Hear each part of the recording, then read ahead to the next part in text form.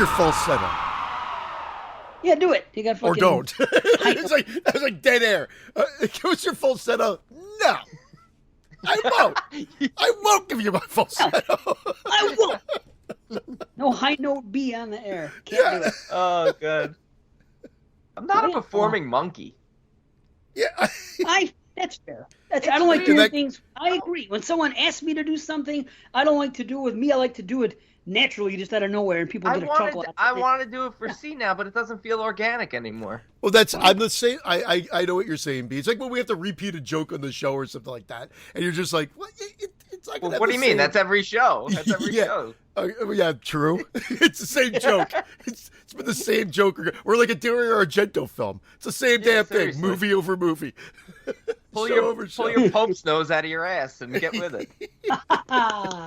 Already the Pope's nose. Hey, I went on. I didn't even have to ask my mom. It's a thing. Just Google Pope's nose. They'll show you the picture of the turkey, and it's an actual thing. And it was a derogatory term for, like, I guess, Catholics back in the day. That's where it derived from. So it's a legit thing. So my grandmother didn't just make it up. Unless there was a picture of my grandmother in the dictionary. Oh, speaking of picture, well, we'll get to it later. Later. Later. All right. 165. Here we are. Yeah. That's at this point. Season greetings. Yeah. Yes. Happy holidays, Merry Christmas, and everything to everybody, and awesome. So yeah, what were we? Okay. So the Pope's nose was a derogatory term, like if you were calling. So let's say I'm a Catholic, I'm walking down the street, and there's two guys over here saying, look at that fucking Pope's nose over there. They're calling him a Pope's nose? Like he's an ass kisser to the Pope? Is that what they mean? I don't know. That's a very good question, and I should have had the answer for you, but I don't. I think it was I don't know where, it just divulged from the actual turkey's ass, or that plump thing that Brandon's mom went down on all the time, or whatever that he said last week. You mean his dad's dick? That thing? Yeah. The plump thing that Brandon's mom went down on. Somehow that got turned into a drug. So there's a history there. Maybe if I read one more sentence beyond just getting that, like, vindication, if you will, of seeing the picture and realizing, oh wait, this is a thing beyond my family and my grandmother. Which I can't believe I haven't done since then, but I guess it really hasn't come up in conversation. So yeah, I didn't read beyond sentence one of just saying Pope's nose, boom, boom, boom, boom, often used as a derogatory term for Catholics. Done. Yeah, I found it. Didn't go into okay. It says nothing about the Catholics thing. It just says it's also known as the Pygostyle, the Pygo style. The Pygo style is the main component of the Eurogepium, I don't know, a structure colloquially known as the bishop's nose, parson's nose, pope's nose, or sultan's nose. This is the fleshy protuberance visible at the posterior end of a bird, most commonly a chicken or a turkey, that has been dressed for cooking. That's all it says here. Wow. Okay. Interesting. Well, this one says this is why we call the turkey's tailbone the Pope's nose. And so there's that's a great read, everyone. The name was not meant as a compliment. It would seem that perhaps the Pope's nose nickname may have been the earliest one given, at least as far as we know. The Globe and Mail, that's a Toronto newspaper, says the name most likely came into use in the late 17th century when anti-Catholic sentiment was stirred up following the short and not so happy reign of James II. So there you go. So they were raging against James II, who was a Catholic. He was apparently a turkey's ass. Nothing like a Christmas show to start off with anti-Catholic talk. Guaranteed that guy was the Chris Rock of that time. Hey, look at that! That guy's a real Pope's nose. And then I don't know where I'm going with it. That's my setup and punchline. There is no other joke. Hightailing it right off the set. Hightail it right on that. God bless you all. Hightailing is funny. It is. It's in a movie too. I saw something. Oh yeah. I'm okay. I'm not gonna say. It's rewatch season, and yeah, you know what it was? No, I won't even say because even that'll give a hint at what might. It's the rewatch season. I'm so excited. I'm not even going to say what movie it was because that'll give you a peek at my top 21. So I'll keep it on the down low right now. But I'm watching a movie and somebody's talking about somebody else and something they did in the movie, and they said, "Oh yeah," and then this happened and this happened. He goes, and he hightailed it out of there. He said. So I'll save it for the end of the year. Is that the woman who hightailed it out of the house with an iron and didn't plug it in before going to fight Michael? Every show she's got to come. I think it's a Looney Tunes. I think of Looney Tunes, and I think of Scooby Doo, where it's like they're running in the spot, like whoa, like feet don't fail me now, and they're like running in the spot for like 2 seconds before they get momentum to go. That's what I feel like. It's woo, woo, woo. I feel like Christian has said feet don't fail me now on at least 25 different shows. I can buy that. He loves saying funny. that. It's good. Very funny. I do like that. I probably said it more than hightail it out of here. Yeah, feet don't fail me now. My God. I want to get that damn soundboard. Damn it, I'm doing it. I am.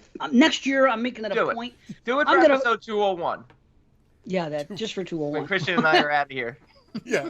And then you have to use the soundboard just so that we can interject. And right now, Christian would say, "Feet don't fail me now." We're going to hightail it out of here. How sad would that be? It's just me and a fucking thing. All right, this is Exploding Heads.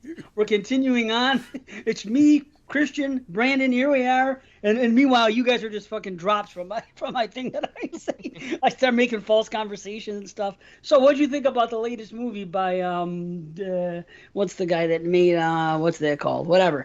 And he comes out, okay, well, what 9 out of 10. Yeah, right. Now, what did Christian say the one day when he was asleep and he woke up and he goes, sorry, I have nothing else to say. Well, by far, one of the greatest moments in show history. Not even. See, this has nothing to do with the fact that you fell asleep. I mean, anybody who drinks a bottle of red wine, at 2:00 in the morning is gonna fall asleep. It has to do with the fact that Dave's reaction after you fell asleep. I told him not to fucking drink. You were asleep for this, and he's flipping out. He's like, I told him. We had no way to get in touch with you. We're like, fuck. I don't even know how I woke up out of it. I guess because you guys were trying to, and I know I had the earphones in for the longest time, but like I don't think any loud noise was waking me up, and then I just, oh yeah, I'm back.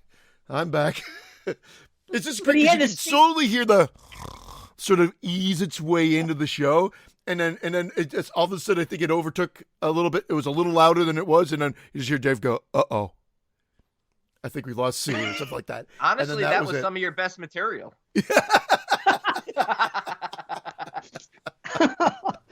Oh shit! It probably. What the hell did you say though? You had this statement, and it was like a real dismissive type thing about the movie Star Ads. Well, it's an independent horror movie, something. What else can you say? Or something like that. It was a real dismissive thing. It was great. It was funny. I don't think I meant it as dismissive. I tried to come back to make it sound like nothing happened, and I was because I gave it a 9 out of 10. It's like, oh, it's great. It's got really good elements and themes. 9.5 out of 10, or 9 out of 10. You even said to Dave, you're like, I wasn't sleeping. You were sleeping. I did not say that. No, you didn't. Could you imagine that? I'm not that much of an asshole. I love when people do that. Yeah. I wasn't sleeping. My dad does that all the time when we watch movies. He falls asleep and he starts snoring, and then he sometimes talks because he's having a dream. So he's talking out loud, and then he starts asking me questions. He's like, what was that? I'm like, Dad, you were sleeping. He's like, no, it wasn't. What was that? Nothing happened. I've been sitting here. You've been sleeping for an hour. Dad, I had my balls and cock resting on top of your forehead and nose for a half an hour while we're watching. I gave you were asleep. Nose. Yeah. I hope the hell you were asleep. I gave you a post nose. We rewatched. That's just the tip. He fell asleep during rewatch season because I'm making him rewatch every movie with me. What?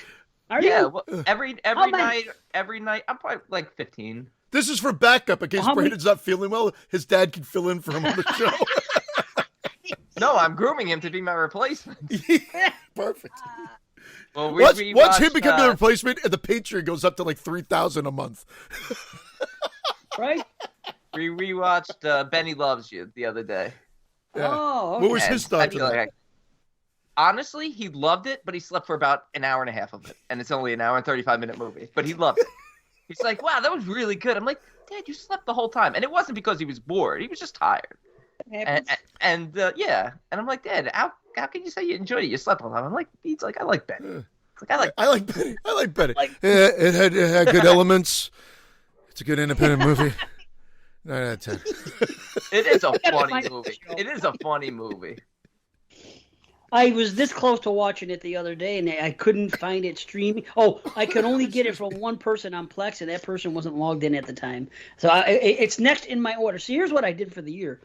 I watched everything in a certain order. So now, well, not on purpose, just whatever. It's just the order I watched them in, and I wrote them down in order. So for rewatch time, I am also rewatching them in the same order. Because I don't want to rewatch something I just watched fucking a month ago.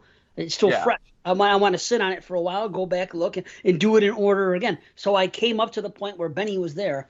First of all, I was at work. So after the storm duty, my last 2 days at work, all I'm doing is sitting. Here we go again.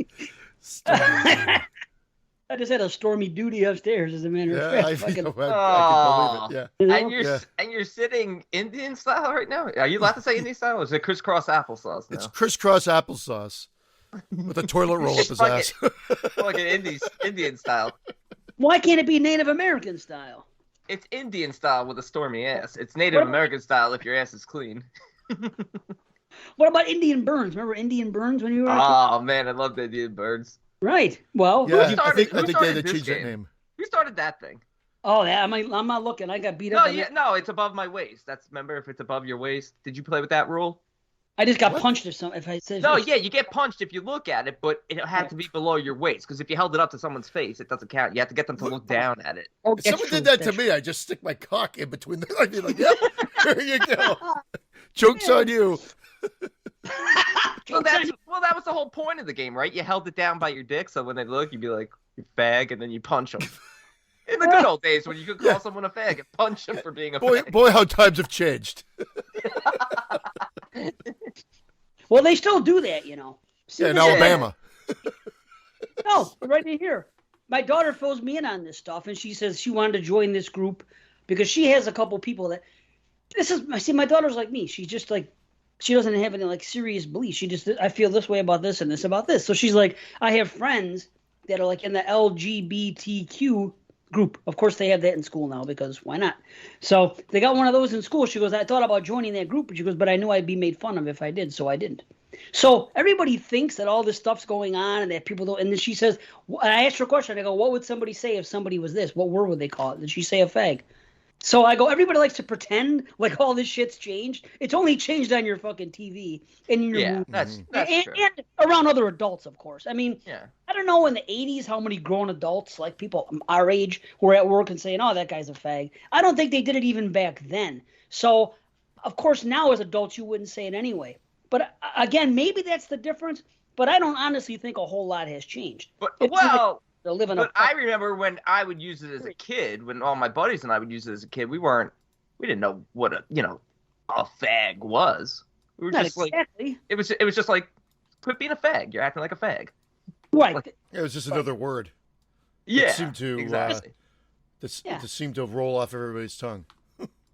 Dude, that's crazy. Like a half a man, a sissy.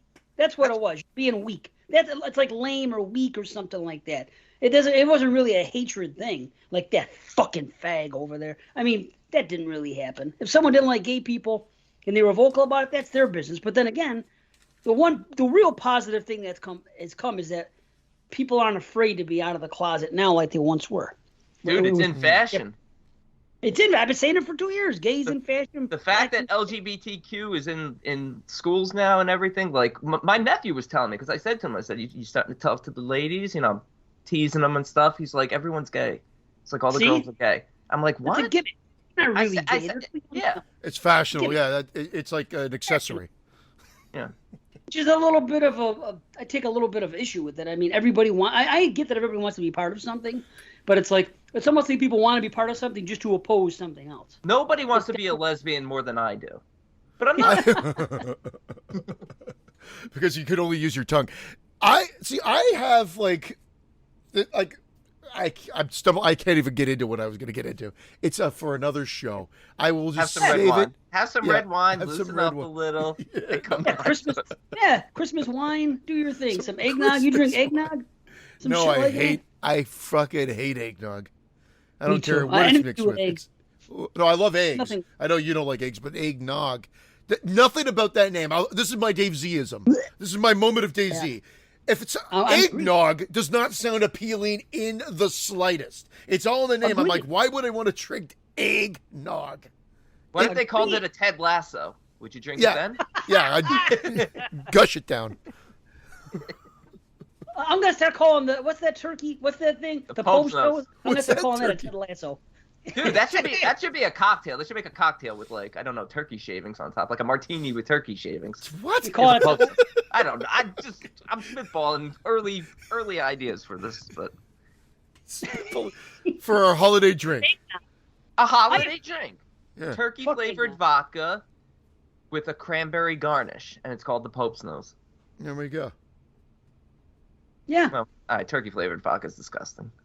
There's no such What? thing. I'm not saying it like it's actually. I wouldn't doubt it. There is a, what do you call it though? Is it potato? There's potato chip fucking flavored vodka now. Well, vodka's made from potatoes, so I'm not surprised at that. Lay's has a fucking so honestly you could take that thing, mix it with something, and then you can have like a fucking a cheeseburger vodka drink. It's like sounds Willy gross. Wonka. It's like Willy Wonka, where she chewed the roast beef dinner in the gum. True.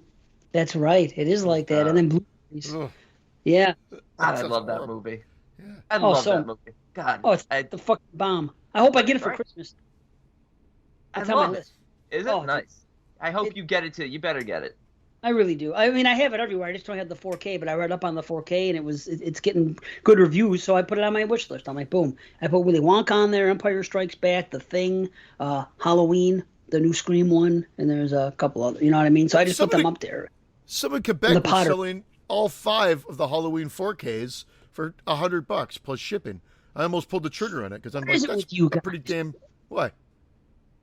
You guys get all the deals in Canada. You always All get these the fucking deals. deals out there. What are you Every other talking week, you're about? telling us you got this Friday I the didn't buy 13th it. thing. You got this $20. Yeah, but still, you got the laser disc was really cheap out there. You always all have this these deals in Canada. To be honest, those ones were from Canadian suppliers, which we never get I know. deals like that. All the time, I'm looking at the stuff that's coming from eBay from the States. I'm getting dinged because I got to pay the import charges converted and the shipping. And the shipping, if it, depending on where it is, it's based on obviously postal code here or zip code for you guys, and it ends up being like another. I'm paying like $40, pretty much Canadian, to get it shipped in import fees or more sometimes. I pulled the trigger. I pulled the trigger. They had because I got stung one time before, and I don't have them. But someone was selling both Friday the 13th Part 1 and 2 Laserdisc, the original Laserdisc. Wow, Good thing you have it, again. 'cause you don't have any copies of those. No, I have so it's no a good thing- copies. I gotta Yeah. beat you. It's a good thing you bought them, Senseless. because what if you want to watch them? I mean, what if you want to watch Friday the 13th Part 1 or 2? It's for collecting. Ooh, I gotta show you guys what I just got. Hold It's on. for collecting. So I'm I grabbed. kidding, I I'm got it. I got both of them, and those ones cost me again with the damn shipping input of 125 Canadian, I think. Canadian, but that's inclusive of shipping and the import charges for both. For both. DXL? Is that for Junior? Well, yeah. What is this? DXL. Dick No, extra I- large. I met, exactly.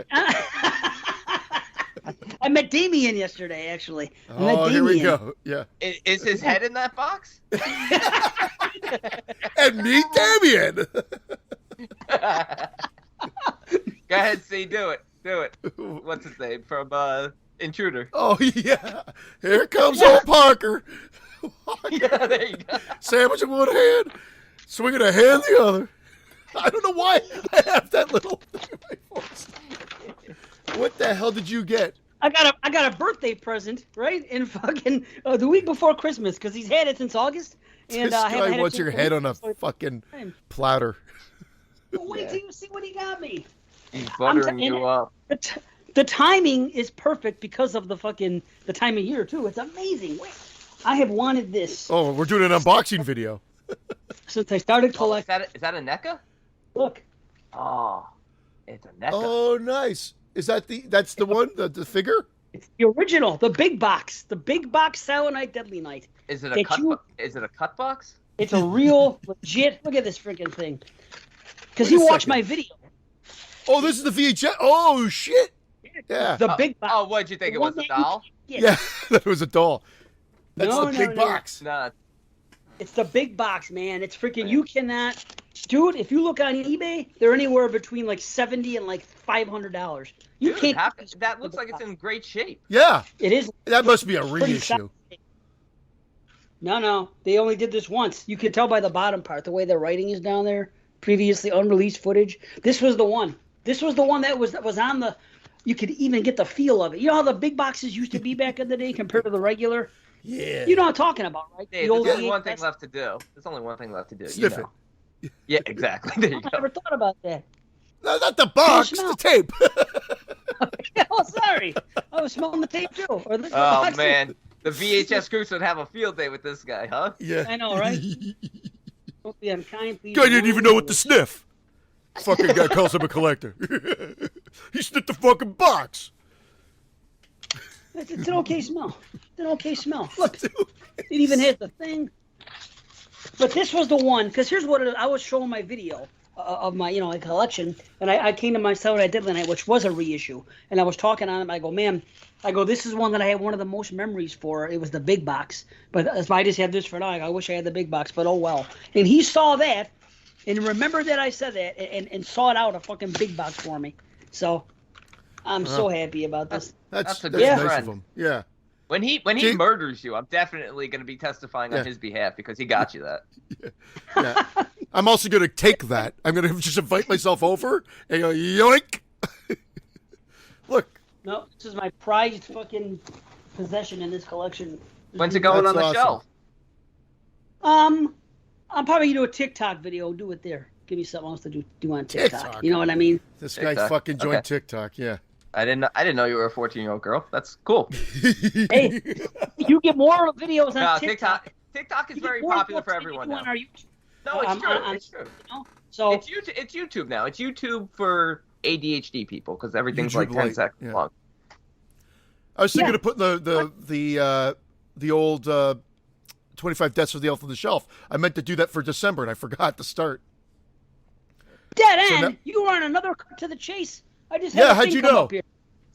Because I just gotta see how my phone is. I get the update on it. So it says 12 days of Chasmas, season 2. Chasemas. CHAS. Hold on, CHAS. There's no E. It's Chasmas. CHASMAS. Chas. How else could you pronounce that? Oh, this Okay. Dan Chase Well, they- spelled his name they- wrong. Yeah, he spelled it wrong, I Okay. guess. Cut days, 12 days of Chasmas. Season 2, episode 6. Dead End with the Looch is available. I thought Yeah. you were doing Casper. I said shit. no. That was at Halloween. They asked me to come to the Christmas show too. I don't fucking It know. takes 2 hours. We hit record, we go. I got to admit, I sing some embarrassing songs on that show for Christmas. We were all over the place, and it's as a fun time as usual. I love. They're just easy to talk to. It's great. But I will say this, without trying to spoil too much, people love that movie Dead End. Canadian movie from 2003. Fucking, Okay. Okay. it's not okay. That's exactly. It's okay. That's all I can do. It's okay. A, it's not a Christmas movie. B, it's just okay. Let's just bring it back down to reality, folks. People are like, "Oh, I love this movie." I'm like, really? I mean, to each their own. We know, we say it all the time, but really, love? Like, I'm you there love with you. this I'm there movie? with you. I'm there with you. It gets way too much love. It's okay. Yeah, It's okay. It's I okay. give up. I give up trying to figure out. I give up trying to figure out why people love what they love, and if it's something that I don't love. I give up. I can't even question. There's one movie in particular this year that everybody's blowing, and I watched the movie, and I feel like giving it a rewatch, even though I only gave it a 7. I don't know if anything else is going to improve, but I'm like, Say it. no, we'll save it for the show. Oh, come The on. thing is, everybody is fucking blowing it. You're and number I'm like, one, B. this really doesn't make much sense. I don't get why. I don't get it. I understand technically there's nothing wrong with it at all, but I mean nothing is explained. It doesn't. It's just one of those movies that's fucking. I don't even want to say anything because it's gonna give it Last Night away. in Soho, I haven't watched it yet. No, Last Night in Soho is a good movie. You know what? Last Night in Soho, it's akin to a movie like Shutter Island.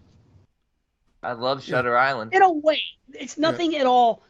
How can I say it? It's the complete opposite of Shutter Island. Well, watching it, How can I word this? it just. I can't. Did you see it? See?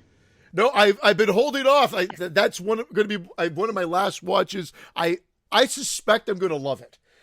Now, maybe I'm going in with too high expectations, which is maybe why I'm holding off on watching it. That's how I feel. Because I suspect I'm going to love it, and I don't want to. I'm already anticipating that I don't want the movie to disappoint me, so I've been pushing it off. It's the dumbest thing. On my list for it. I've saved the spot on my list for it because I'm thinking it's definitely going to make it. And if it doesn't make it, I'm going to have to scramble and find another movie. Okay, it's a movie kind of like okay, it's not like Shutter Island, but the feel I get when I think about that kind of movie, it's kind of like the way I look back on a movie like Shutter Island or a movie like what's the Del Toro one, the one that with Jackson in it from Sons of Anarchy, that one. Oh, Crimson Peak. Crimson Peak. So the way I think about Crimson Peak and Shutter Island is kind of the way I feel about this, where it's a horror movie, horror-ish, but it's not like it's well made and everything. You kind of get what I'm getting at. It's not like you're gonna watch it and it's gonna feel like you watched fucking Possessor or something from last year, or I can't explain it, or Hereditary. It's not that kind of movie. It's a different type of horror. Like, it's a different type of horror. Crimson Peak was my number one of that year, so I'm looking forward to this. But I know what you're saying. It's more horror though than Silent Night that we're talking about today, right? Hey, get the fuck out of here with that stupidity. Chris A.K.A. Scott just nailed me. He always comes up and he's like, here's my watch list for the upcoming week or whatever it was. I'm paraphrasing Chris, so don't go. He's like, I'm gonna start with Prom Night 4. Then I'm going to move to Black Christmas 2019 and then follow it up with Goosebumps. And I'm like, you fucking prick. Because 3 movies I'll never watch. And I'm like, you prick. I'll never watch. Hey, you're doing yourself a disservice. Goosebumps is a fun film. And it wasn't my number one, Brandon, you prick. It was like my number 5 or 6 of that year. Yeah, it did make my top 10. Yeah. That made your top 10. Yeah. And at number 2, Frankenweenie. Okay. And at number... I'm not making fun of Frankenweenie. Who doesn't love Frankenweenie? It's okay. It's okay. It's no. I don't even care if you guys liked Silent Night. That's not even what this is. What my anger was about. It was. Yeah, I know you did, but to me, and I knew it because when my dad, I made him watch it with me too, and when he's like, "Is it a horror movie?" I'm like, "It. I think it is. Yes." But it's a different type of horror, and that's the thing. I can't define horror anymore except by am I watching a film that's intended to scare me? That's my sort of criteria now. I'm like, is this wrong film? With that. And to me, the filmmaker made a film that was designed to scare and build tension. There were tons of moments of levity. We'll get into it, but yeah. Okay, let me ask you. Okay, how many more movies do you have to watch? Oh, good question. Okay, have to watch? Well, since I need a top 21, I got to watch at least 21 more. New watches that are on the list that you haven't seen yet. How many do you have? Hold on. Because I have 1. I got 2. Oh, check this, though. I'm at 78. So Antlers is going to be 79. Maybe I should go for an even 80. Maybe I'll go for a B recommendation somewhere or something and say, maybe I'll show you my list without the ratings, of course, and you could say, squeeze this in. I don't know. How am I going to get 80 with 9 that I absolutely have to watch based on recommendations, based on feedback of other people suggesting that I watch or whatever. 9 that I absolutely have to see, but I want to also hit 100. So then that also means I think I have to watch an additional 5. Oh, you're that high up? Wow, look at this. Yeah. Okay. Let me ask you something. Do you feel like you have a solid top 20 right now? I'm not upset with the list. When I look at the list, I'm like, oh, I feel okay with this. Are you starting at 7.5 at least? I think so. Maybe. Okay. I have to look at it again because I didn't rate everything, right? I haven't rated everything, and I always put something. I don't put everything in the exact order right out of the gate on my letterbox, but I definitely try to group them in sections so that I have something to go off of or Dude, I I'm go the insane. same way. I got 3 movies competing for my number 1 spot right now. I still have more rewatches to do, and I have only 2 movies that I haven't seen yet that I want to see. Okay. Now, what are the 2 movies you want to see, B? 2 movies are Last Night in Soho, which is also going to be my Right. last watch, and Okay. and Titan. I haven't gotten around to yet. Those are the Okay. last 2. Those are on my Last list. Night in Both Titan. of those. Yeah. Okay, C. What are Okay. the okay? Last Night, Titan. What are the other ones? Okay. Last Night in Soho, Antlers, Titan, Okay, like me. The Medium, which I've saved as well for myself. A Classic Horror Story, The Columnist, All My Friends Are Dead, and Ankle Biters or Cherry Picker. I still haven't watched that yet. Mm-hmm. Those are the Okay, ones that I've just seen them based all. on recommendations and just wanting to get to 100 as well. I need some movies on there. I've seen them all. I would say All My Friends Are Dead is not a horror movie. I even stopped after like 45 minutes and said, this isn't a horror movie, so I'm not going to finish it. But whatever, to each their own. But that's just the way I honestly felt. I was like, I it's actually only have to half- rewatch it, but it turns horror. It's a last act type of horror where it turns into chaos at the end. Okay. So- That was a Jason I Smith don't think it'd be recommendation. list worthy. I don't think it'd be list worthy anyway, based on what I saw, unless something fucking amazing. But I just got the vibe of it, and I was fine with it. But I'm like, this I like isn't that good. girl in it, that Polish girl in it. Well, it's a Polish film, but the girl who's in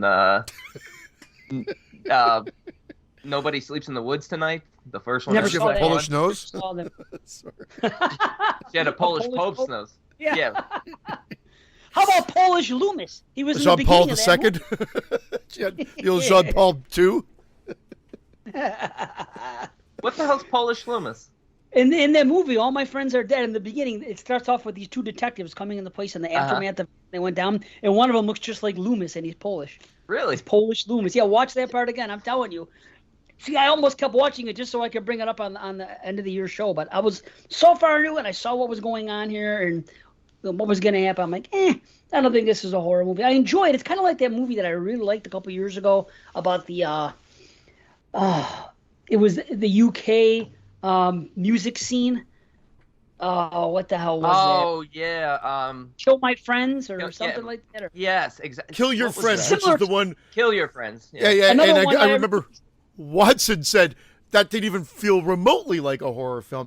I got to admit There it, you but go. it did. I got that American Psycho-esque vibe from it, like To a degree, yes. to a degree. Yeah, I remember that film, and I remember really enjoyed it. And it gets pretty violent and gory too.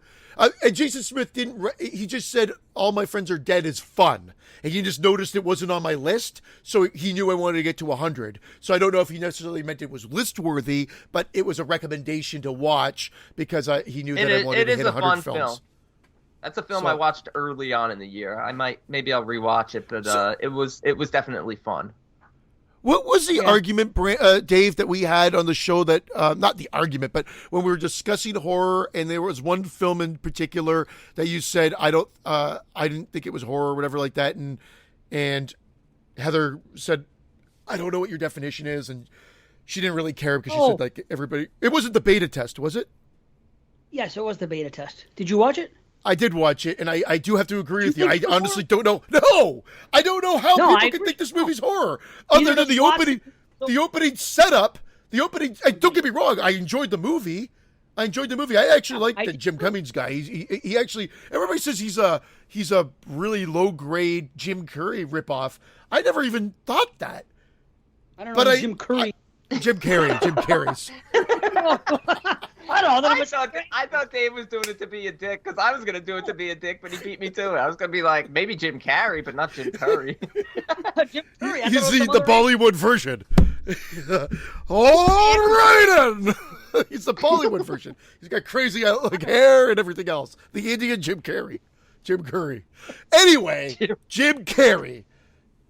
I like Jim Cummings or whatever his name is, and I thought he's good. I think he does a great job. I like him as an actor. He seems like a decent writer and director. But other than that opening scene, which I still have to rewatch to find out what the fuck the connection is to the movie, the rest of the movie is like a romantic comedy thriller. I like. Yeah. It's like thriller-esque, but it's not really because he's so comical and off the wall in it that you kind of think it's just like a comedy that he's trying to it's a figure out what the hell's satire. going on. Yeah, It's a satire, yeah. yeah, it is. It is, but I never agree. once I got watched horror it. vibes. I enjoyed it. Just the opening scene, because I started it and I said, "Hey, this opening scene is pretty horrific," and then after that, I was like, "No, this is satirical. There is some thriller elements to it, but it's very comedic." Like at But some point, I do enjoy there's some point there has to be a definition. I understand what Heather's saying, and we were on the show because I agree. Like sometimes I'm like, what the fuck? At the end of the day, I think the point to take home that Heather will drive down and agree upon is she doesn't give a shit. And really at the end of the day, I guess I don't either. But there's got to be a definition at some point of what constitutes a horror film, because otherwise we could just put everything in. I would say the Advent calendar, or not the Advent calendar, sorry, Silent Night is more horror film than the Beta Test. Oh, absolutely! It's a horror film. It's closer. Not go crazy. Closer. Either way. It's It's a horror film. It's a I have no apocalyptic problem film. with it. You know what drove me crazy? I don't was have a- looking up yeah. about. I was looking up about Silent Night. I just want to tell this real quick. And I was looking up about it, and obviously because of the title, what type of film did people think it was? What kind of arguments did I see in the comments? People complaining that they thought it was a slasher and that it was misleading. Now I understand people don't watch slashers, but even if you look at the poster, you see a family sitting at Christmas dinner, and outside the window behind them are fucking tornadoes coming at them, fucking clouds of twisters, and you think this is a slasher film? You can't tell this is a catastrophic end of the world film? Come on. Like, people Maybe are they just... don't watch trailers like me. No, this is the poster art. Yeah. This is Maybe they don't this see is the poster art like me. How can you avoid the Wow. poster art? The poster art's hold on. everywhere. Hold What are you on. doing? You're gonna. I'm gonna Stop. blankly You click. got it. No, Got it. look at me. Oh shit. Elf. Hold on. I'll tell you right now how. This is what I do. When a movie comes out, okay, I'm not close enough to see the... Hold on. I'm going to go to my Plex and show you how I see it on my TV fucking 10 feet from me. Let me just... So I just see people standing. That's all I see is like 5 people standing in front of something that looks like the background is red. I'm not trying to fucking, be funny or anything like that. Hold on. I don't see Thank God. anything on it. Silent Night I'm sorry, movie. What the fuck is I gotta it get now? a Kleenex again. It's already happening. You jizzing? Yeah. Yeah, my pants.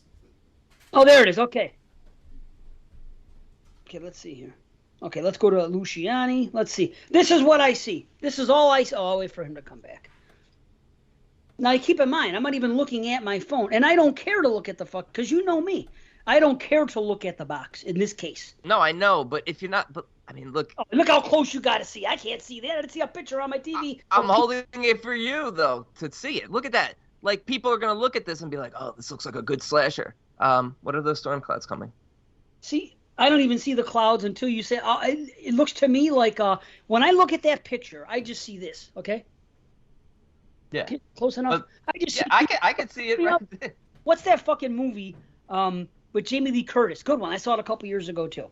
Like a Clue type movie. Just like people involved in some place and weird things happening in a house with a bunch of people. What was that movie called that came out a couple years ago?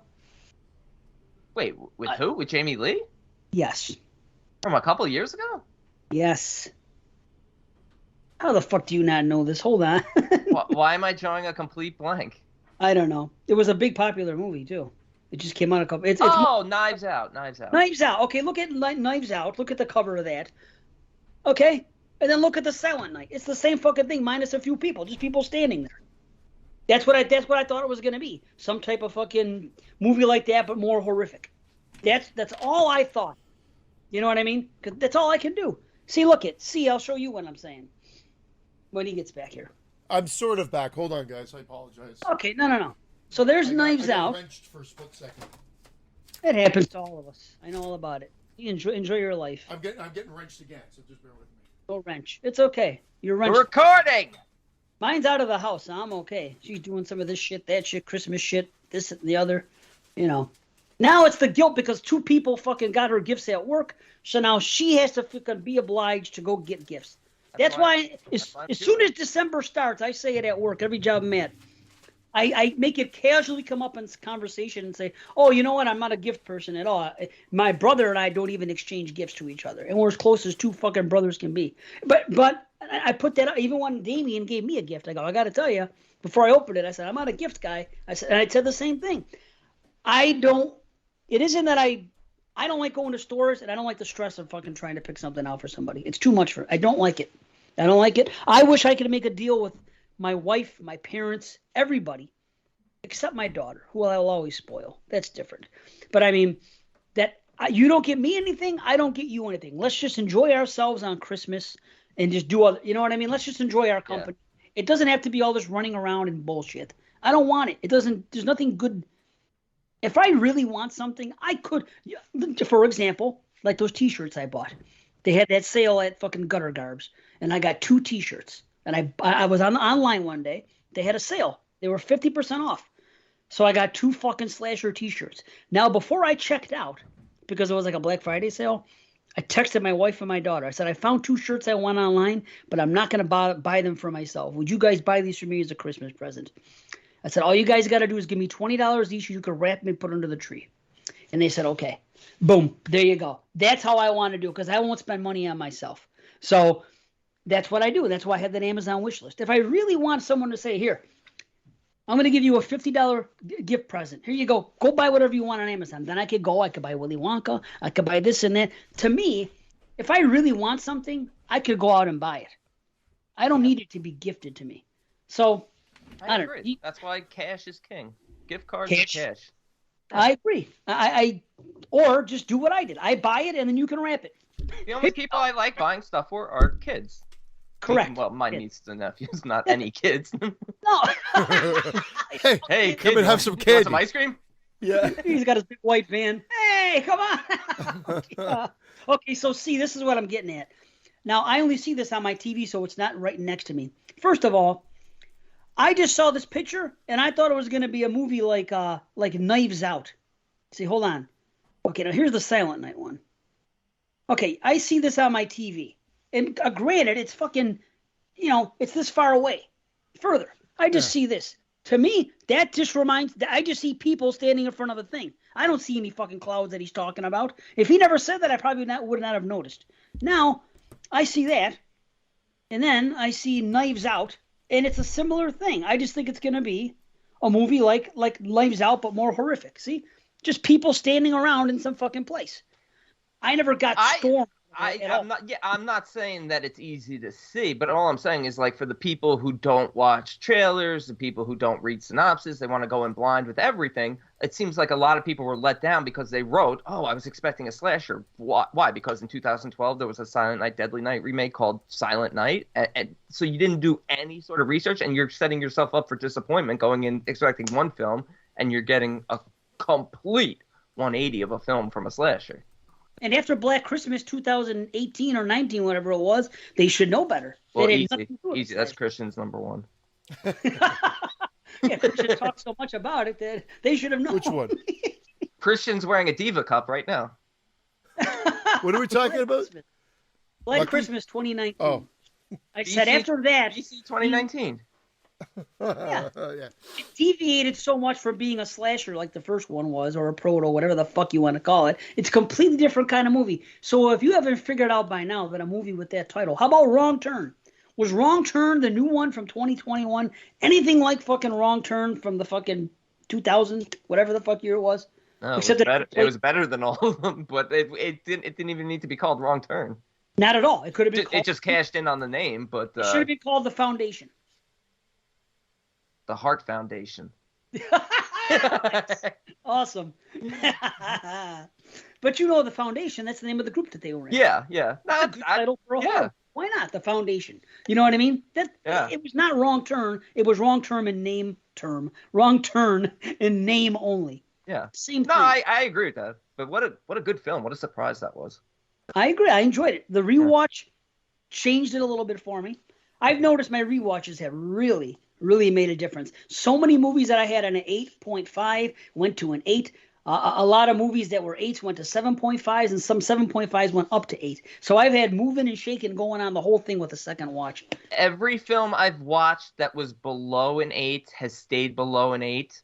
Only one film that I've had 8 or above dropped off my list. I rewatched it. I enjoyed it, but I felt like there were too many things left unanswered, and it did drag a little bit for, in the middle of the film.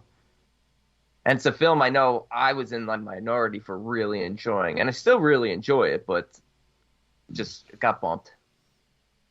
I tell you, I had movies that were 7.5, and I put an asterisk next to them because as I time do went that on, too. I do that. I was thinking more and more. I go, I think this movie is better than a 7.5, and I'm going in there expecting it to go up, and it did. In both cases, I was like, something about them. As time passes, you look back at the titles, and we've said this before, and you just look at it and go, you know what?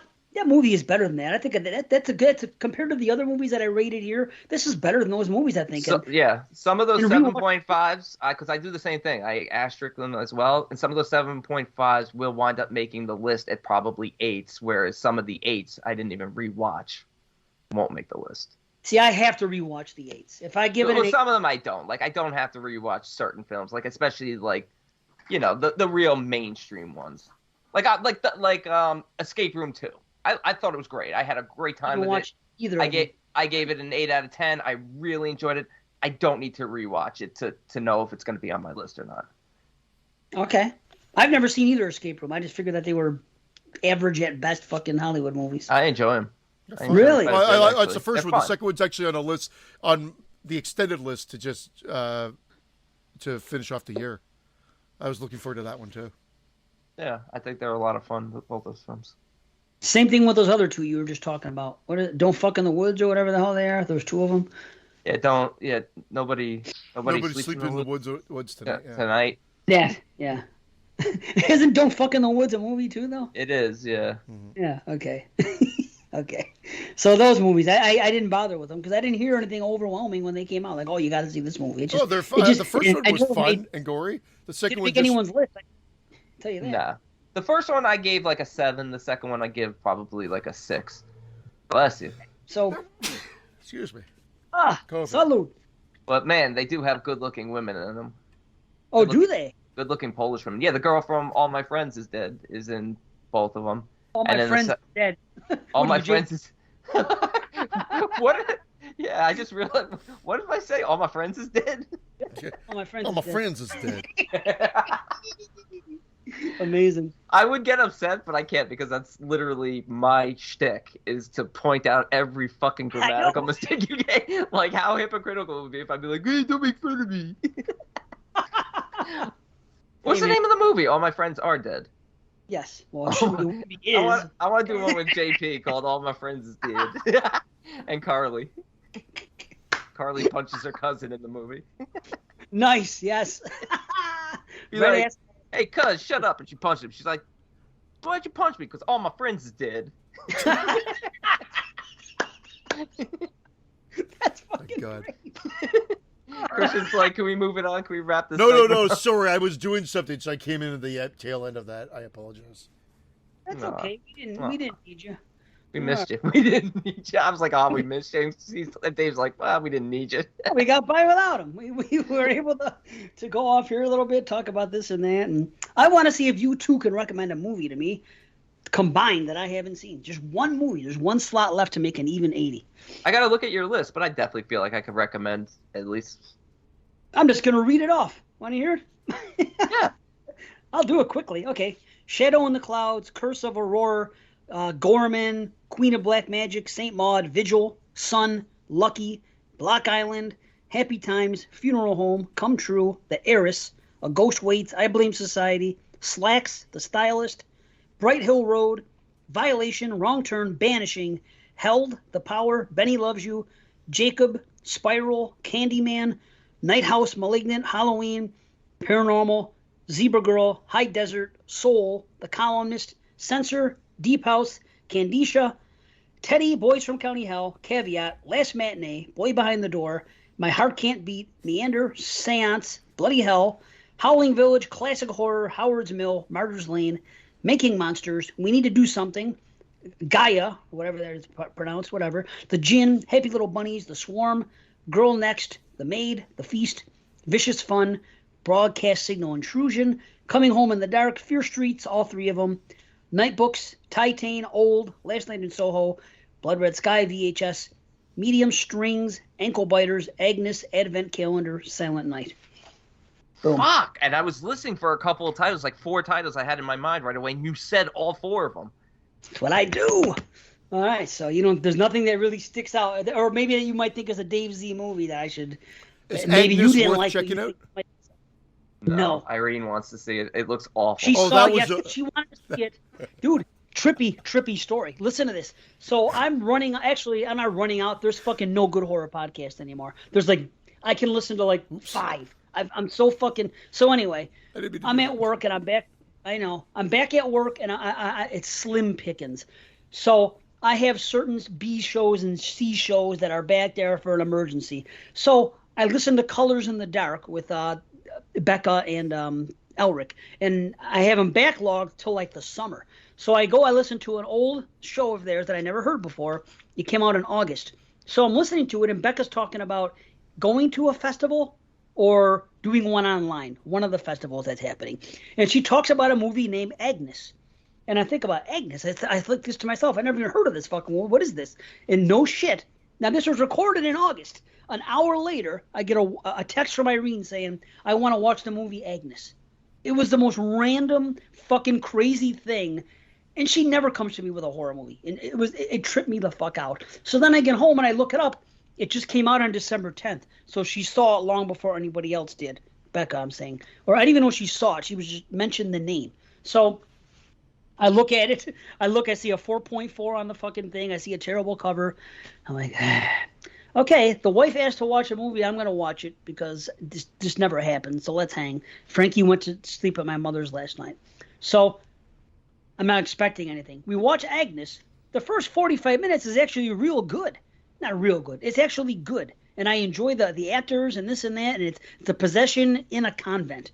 And they send priests over there. There's good characters. There's good stuff going on. Midway through the movie, it flips. One of the girls quits the convent, leaves. She's best friends with the girl that was possessed, and goes off and leaves the convent and starts a normal life. And all of a sudden, it becomes an indie drama about this girl.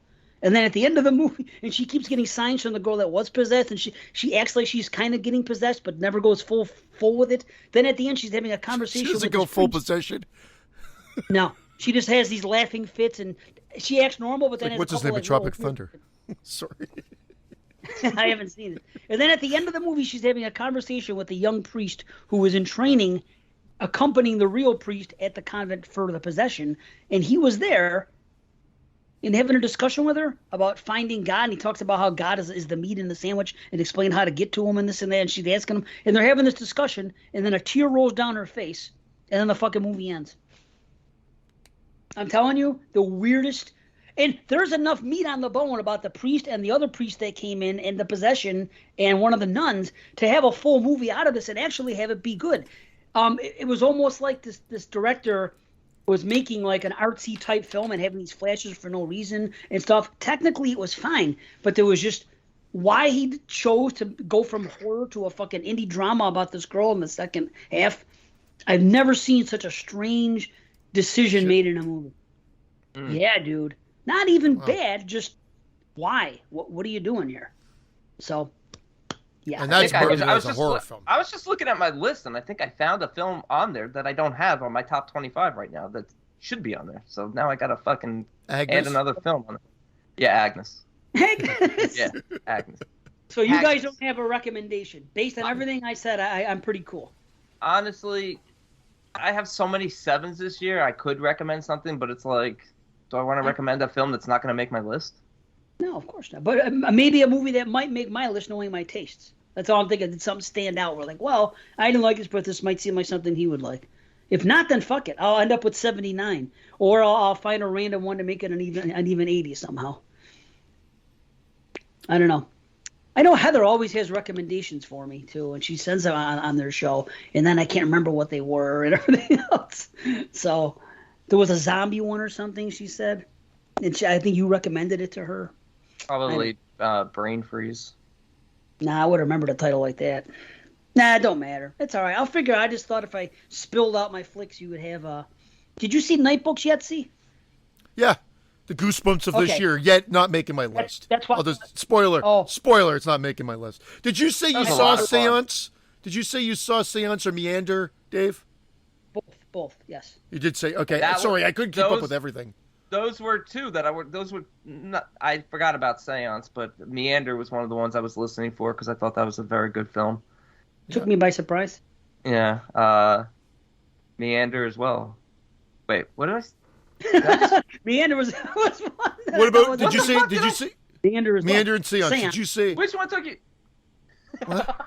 Meander? Meander took a bunch of. What are we doing here? What took him by surprise? Meander? or Meander. Seance? Meander. I thought he said Seance took him by surprise. Oh, sick of your surprise. Yep. We're sick of all your surprises. Tell Damien never to send you a gift, and we don't want to see it on It's the air. okay. again. It's okay. He told Damien that he's not a gift guy, so he gets gifts from Damien, but he doesn't have to reciprocate.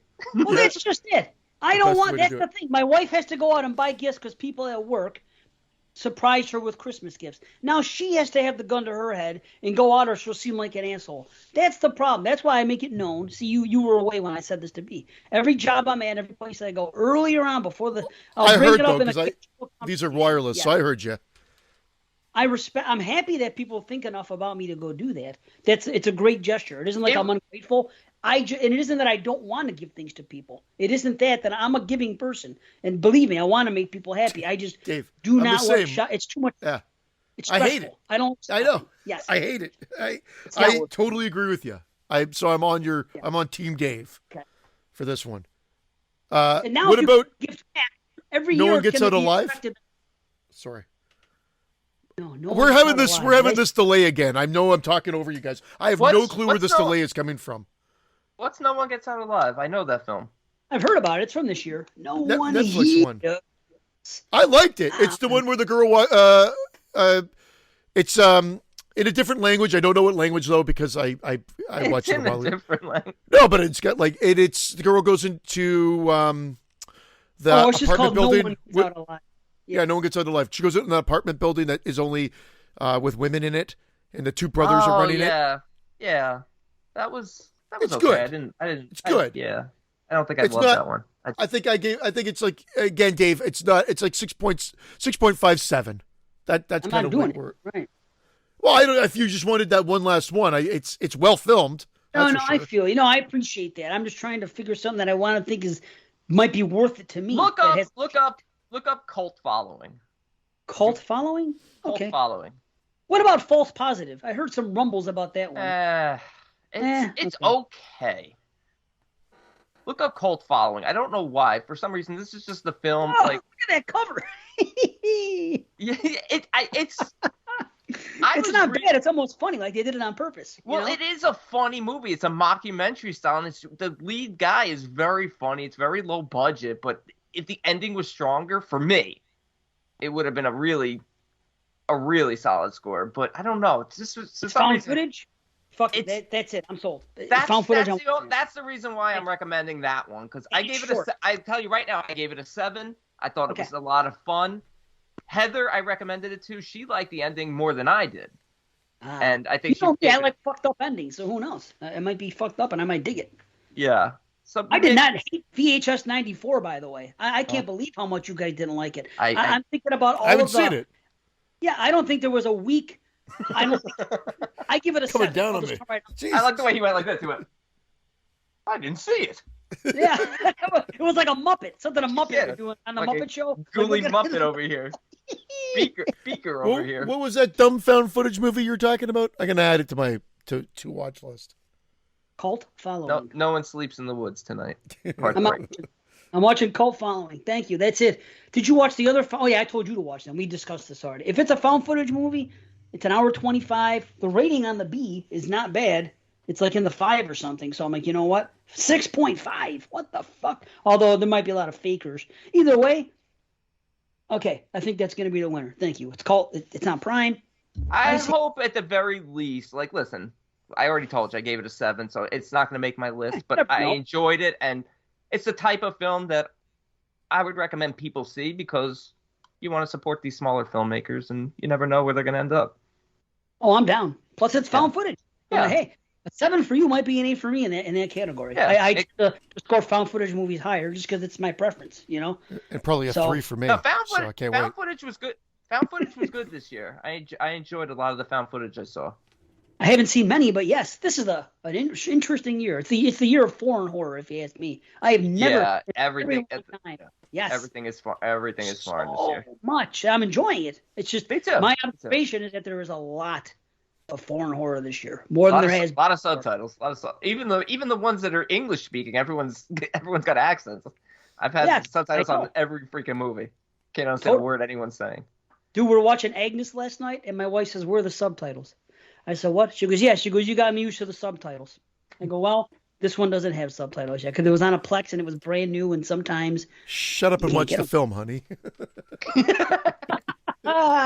Shut up and watch your pick for the night, honey. You know why you need the subtitles? Because you're talking. Shut your mouth and watch the film. Yeah.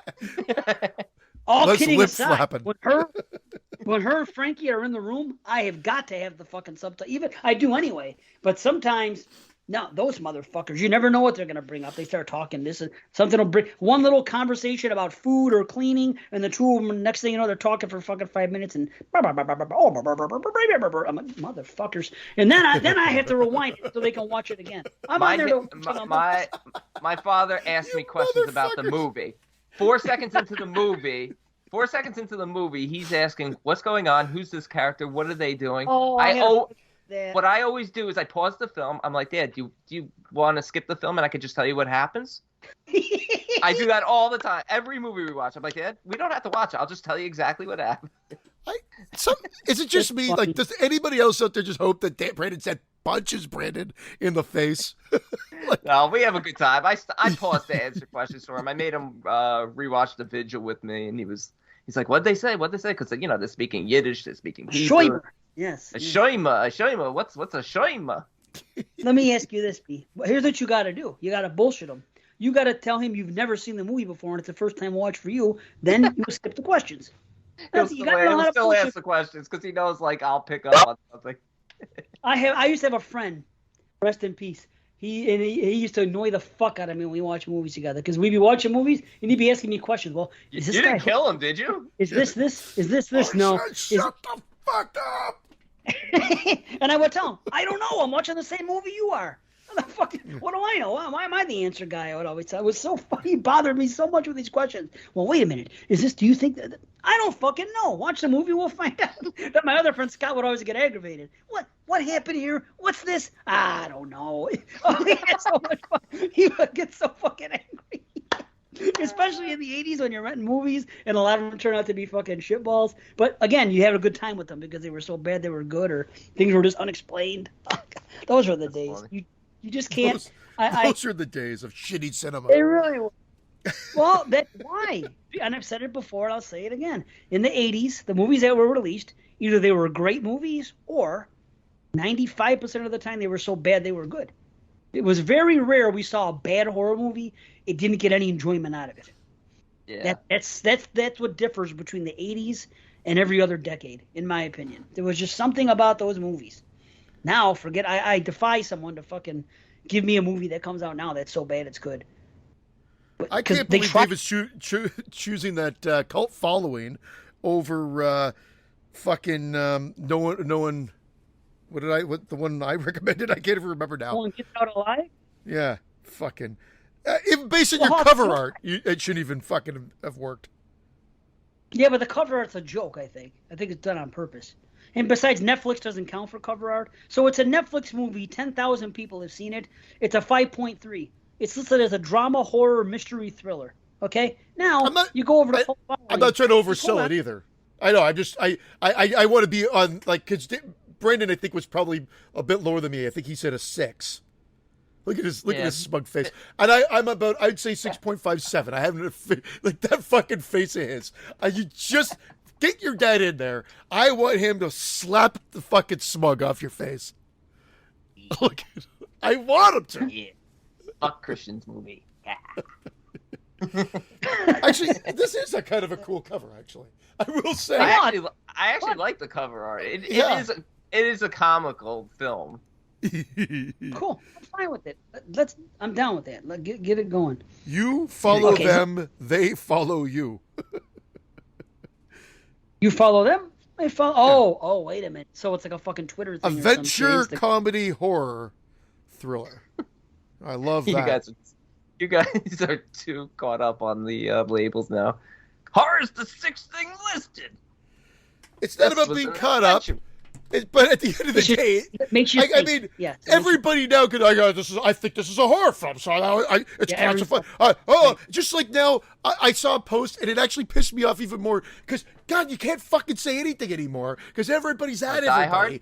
Die Hard as a Christmas movie. You saw this too. How did you know? Yeah. Oh, if you say Die Hard's a Christmas movie, you are you're not being edgy or cool.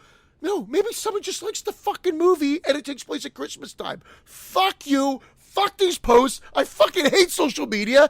I hate most of you out there, not the listeners. Those other people. More of a Christmas movie than Black Christmas 2019. Yeah, I would agree. I don't. Be like but, me. I'm getting enraged. Drink I'll take the. You know what I want from you? The 7.5 inches. Can I just take that from you?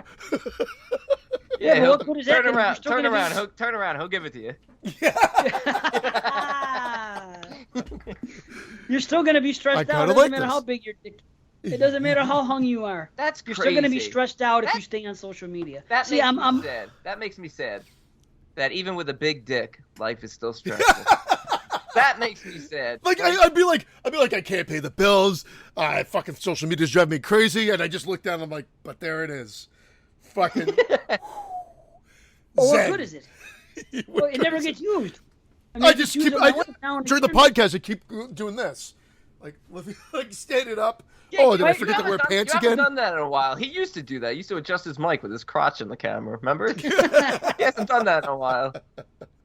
Now, if I were single and every woman knew what I was packing and I was going around bouncing girl to girl and everything else, then hey, life is wonderful. Then who needs money? Pogo stick. His dick is a pogo stick. Oh. You know? Oh, this guy's dick. Boom, boom, boom. I'm hopping from girl to girl on my pogo stick dick. You know that song by System of a Down? No, Pogo. Pogo. Okay, anyway.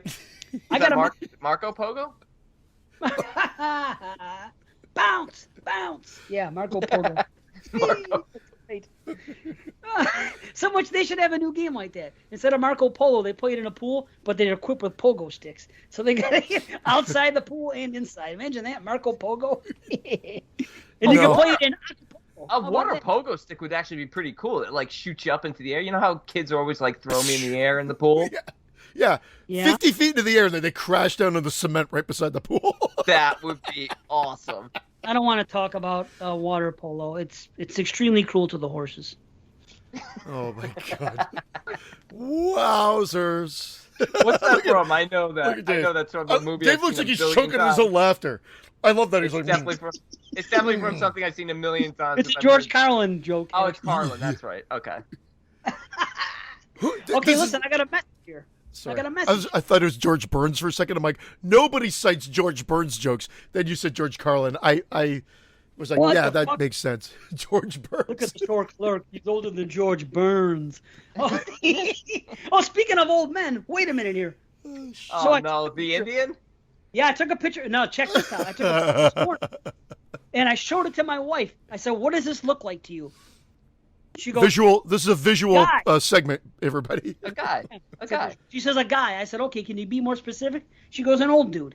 I said, okay. Then I go, do you think this looks like a Native American possibly? She goes, no, it reminds me of like Colonel Sanders or something. She says, guy with thinny hair on the side. So here it is. She also chose Agnes to watch last night. Why are we trusting her opinion on anything? There's the regular picture. See, there's the regular, okay? I can't see shit. There we go, okay. I see an old man. Now I got to zoom. Hold on, I got to zoom. Now look at him. I still see an old man. I see an old man too. Is that a native? What do you think, C? Can you see? No, I'm not trying to double down on my thing. I think it's Native American. That looks like George Hamilton. Yeah, or Slim Whitman.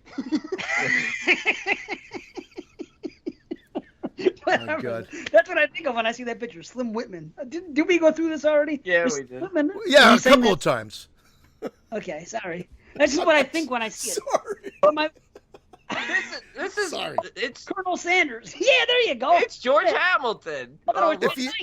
If he had a red tattoo on the side of his head. He had a red tattoo. It's a black and white picture. He's got a red tattoo. Yeah. Oh, see, the only guy that sees red in the fucking black and white picture. He's seeing red because he's so mad that he's so wrong. Sort of rage. Die Hard's on what now? Die Hard's what? Oh, by the way, I don't. Die I Hard. don't.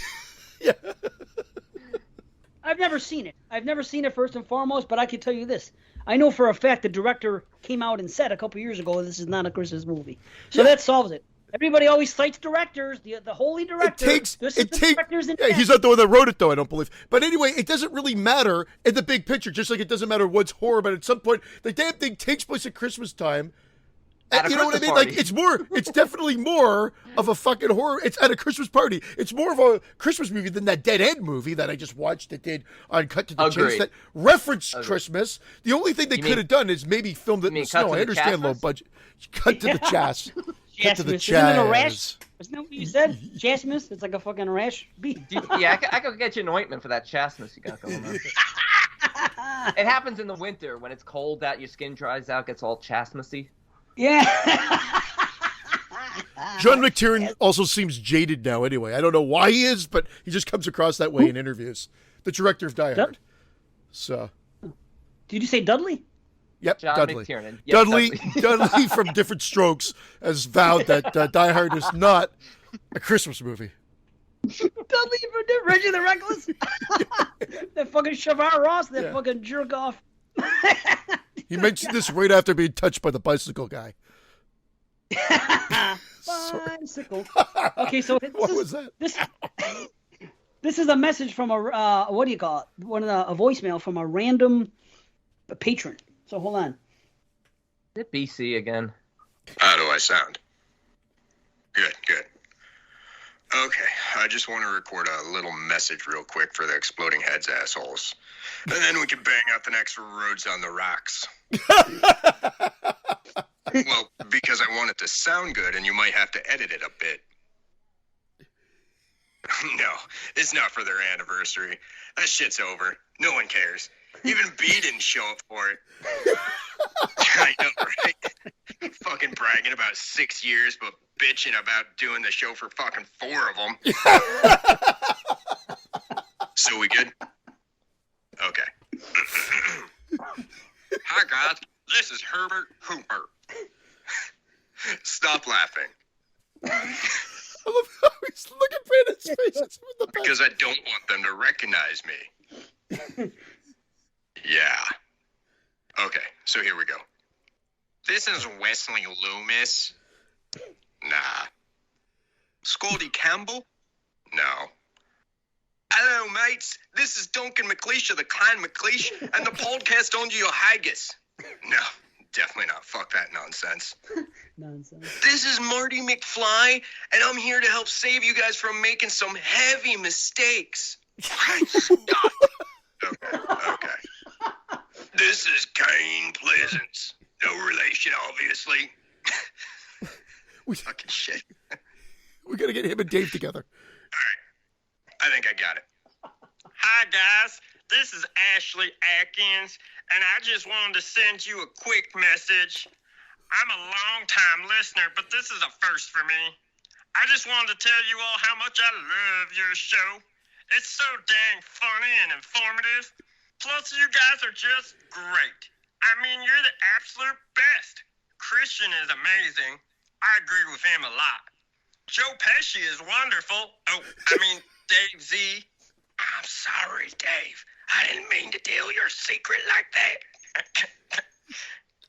And I even like the Jew. Just don't tell my granddaddy. Anyway, I just wanted to say keep up the good work, guys. And you guys have mentioned having auditions for another host or something. Well, I think you should really consider that John Rhodes. Or at least have him back on again. He's fan-freaking-tastic. Easily your best guest host. I mean, he's got a great voice. I'm not gay or nothing, but that voice gave me a real husbandly bulge, if you know what I mean. Made me question some things. Plus, he's real insightful. Brought a lot to that review of Texas Chainsaw Leatherfacey Part 2, The Song Begins Again. And on top of all that, his interview with that guy on the other episode, that was real good too. Just some food for thought there. Something to chew on with your Christmas cookies and your bag milk, or your Hanukkah bagels, or whatever Jews eat. Anyway, thanks, guys. I love you. I love the show, and I can't wait to hear more. Especially if you bring on John Rhodes again. That voice. But for now, munchy, I gotta go. I think my prostitute cousin's at the door. Don't worry, it's legal in this state. Plus, game's about to start, so bye, guys. Wow. Jesus Wow. Christ. How was that? You couldn't tell it was me? Well, I just imagined what Christian would sound like if he was from the South. Right. All right, just edit all that shit and send it off to Dave. Yeah. There you go. Man, I really love Derek B. It was a great audition. He's in if Brandon's out. Derek B's in. Oh, God. Derek B. and Racky. Look at I'm Brandon's out. face. Look at Brandon's face. Yeah, Brandon's not just hightailing it out of here. He's feats don't fail me now. The man of 1,000 impressions, all with the same voice. Hey, I do good impressions, though. I do voices. Compared to bet- that guy, yeah. Imagine you two just going and doing voices on one another. Brandon and I would just be sitting here like this. Yeah. Oh, shit. Oh, Christian's He's not wrong about me bitching about the last 4 years, though. Actually, I think I started bitching probably year 2. Was that year of Poor the guy. slasher? Well, it's because we've watched so many fucking slasher films that year.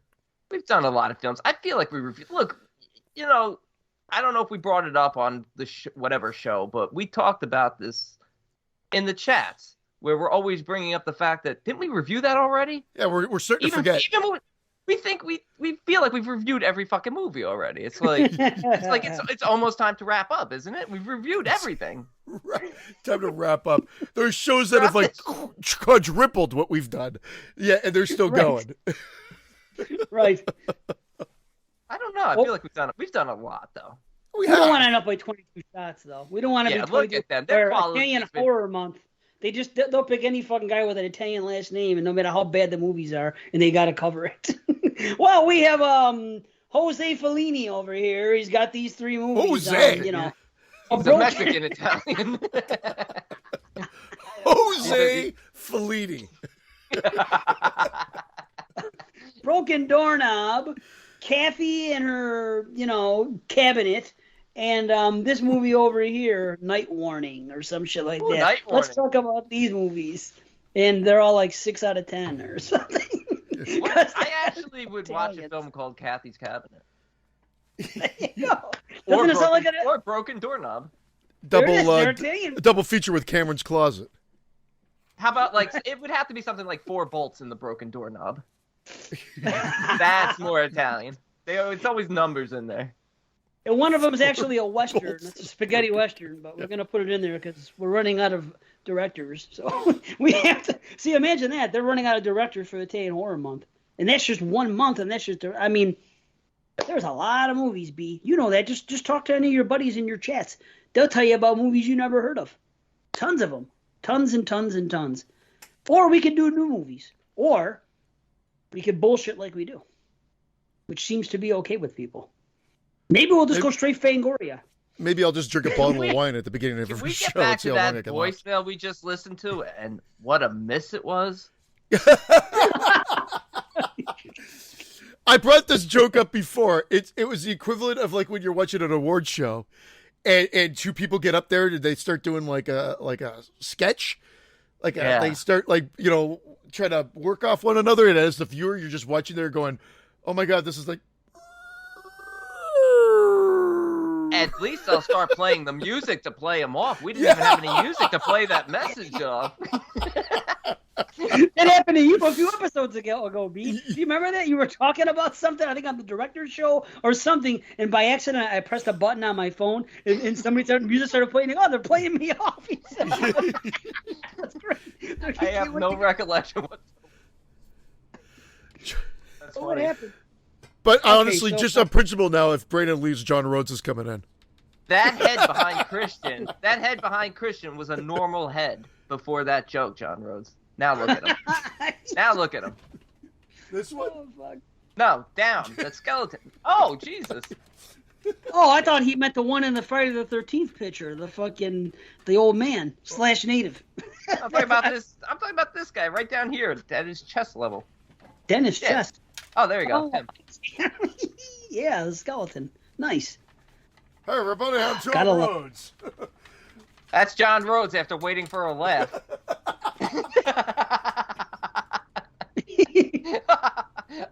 I love John Rhodes. I miss that guy. Oh, man. It's one of those shows. Well, He does anyone have a who's good ever voice. fallen He does asleep- have a good voice. He is Yeah. right about that. He does have a It good is a voice. soothing voice. It's the cigars. I got to start smoking cigars. Yeah. I need a. It sounds like it loosens up the vocal cords. I'm trying to quit the gum, so I'm thinking about getting back on cigarettes and cigars. Yeah. I wish I had a voice like that. Man. Right? Yeah, for real. Yes. Okay. Honestly, I would have pursued radio if I had a radio voice. I also would have pursued porn if I had a big cock. Told you what happens. They don't let you in. It's not just that. Why don't you just honestly, do radio it has- porn? It has nothing to do with having a big cock because it's all about being able to perform under But pressure. that's not it. You can't just walk into fucking porno. It Well, isn't no, just of like, course you can't just look at my walk in. cock. I swear to God, if you You walk know- in with a cock down to your ankles, you can walk into porno. You just walk, you kick down the door with your dick, and you're just like, hey, I I'm don't here. even That's like why to 9 is the masturbate with the light on. I'm gonna fucking have sex while some 14 guys have cameras held up to my fucking junk. Yeah, I don't care how big it is. I'm not gonna be able to perform. I gotta get Oh, I- like my ass patted down, so like they gotta put like foundation on my ass. They shave your asshole. They fucking wax your balls. They wax your taint. I Yeah, need they that thing all kinds of bleached nice- inside and out. Like I won't be happy unless it's like I want to eat a 8-course meal off of it. There's only 2 colors my asshole is ever gonna be. It's either brown or red, and that's it. Ugh. It's never gonna be bleached white. I would do it Oh. to get into porn. Not now, of course, but I mean, if it was presented to me at that time, well, you got to bleach your asshole. Because remember, you got to do what you got to do. Look what the girls have to do. That's a small price to pay. And then on top of it, the girls are going to be doing things to all parts of your body. It's worth it to me. But that's me, And again, that's why 9 is the perfect number. Yeah, You but got a niner? every scene would be a money shot. Like, okay, like, nope, money shot. Just film them all now, and we'll splice them in later. I'm filming my entire career of money shots on day 1. Oh, get it Of course, close. in my 20s, yeah. I could do 5 money shots a day in my 20s. You know what I mean? I did plenty of time. I mean, Sawdust I comes wish. out at number 5. Mamma mia. That was a Anyway, Twilight Zone episode, right? Number 5 looks just like you. was it number 5? I thought it was number 20 something. Looks just like It you. might have been. I don't know. It was just a No, it was you. a bad joke anyway. No. It was a terrible joke. It was a John Rhodes joke. It was a I was fucking just gonna say, Cosby sweater. That was a John Rhodes joke. He was reaching for the dummy already. Oh wait, I think it's no. number I 12. can put a cigar Number 12. in his mouth. John Rhodes is going to be here every episode now. This is John Rhodes. Skeleton with Hey. a cigar. Just got to get him a cigar. I'm the newest member of the Skeleton Crew. I'm the- That sounded like him. Who did that? B? what did I do? I'm the newest member of the Skeleton Crew. Who said that? I B? did say that, but That sounded like John Rhodes. It was him. Did you see my mouth didn't even move? Oh. Do See, it, but me. now B can't do it again because he was asked to do no, it. because now I'm Gotta- thinking gotta about be- it. Now I'm thinking about it, and it's not gonna See, happen. it's got to be I'll be spontaneous. like, "Hi, I'm John Rhodes," and it would be nothing like it. I'm the newest member of the Skeleton. No, that doesn't sound like him at all. Shit, I can't do What's a that job. voice? You can do voices, but not John The Rhodes. Skeleton Crew. Who does that sound like? The Skeleton Crew. Why did I say the Skeleton Crew?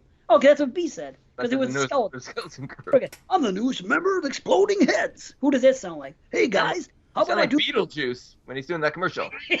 So come on down now, chew on a dog. You own it all. Yeah. Yeah. Well, we got some kids over here. Whatever the fuck he says. Yeah, over here. See, I I'll can eat anything you Beetlejuice. want me to eat. I'll kill anything you want me to kill. So come on down now, chew on a dog. Say it once. Yeah, man, I could do it.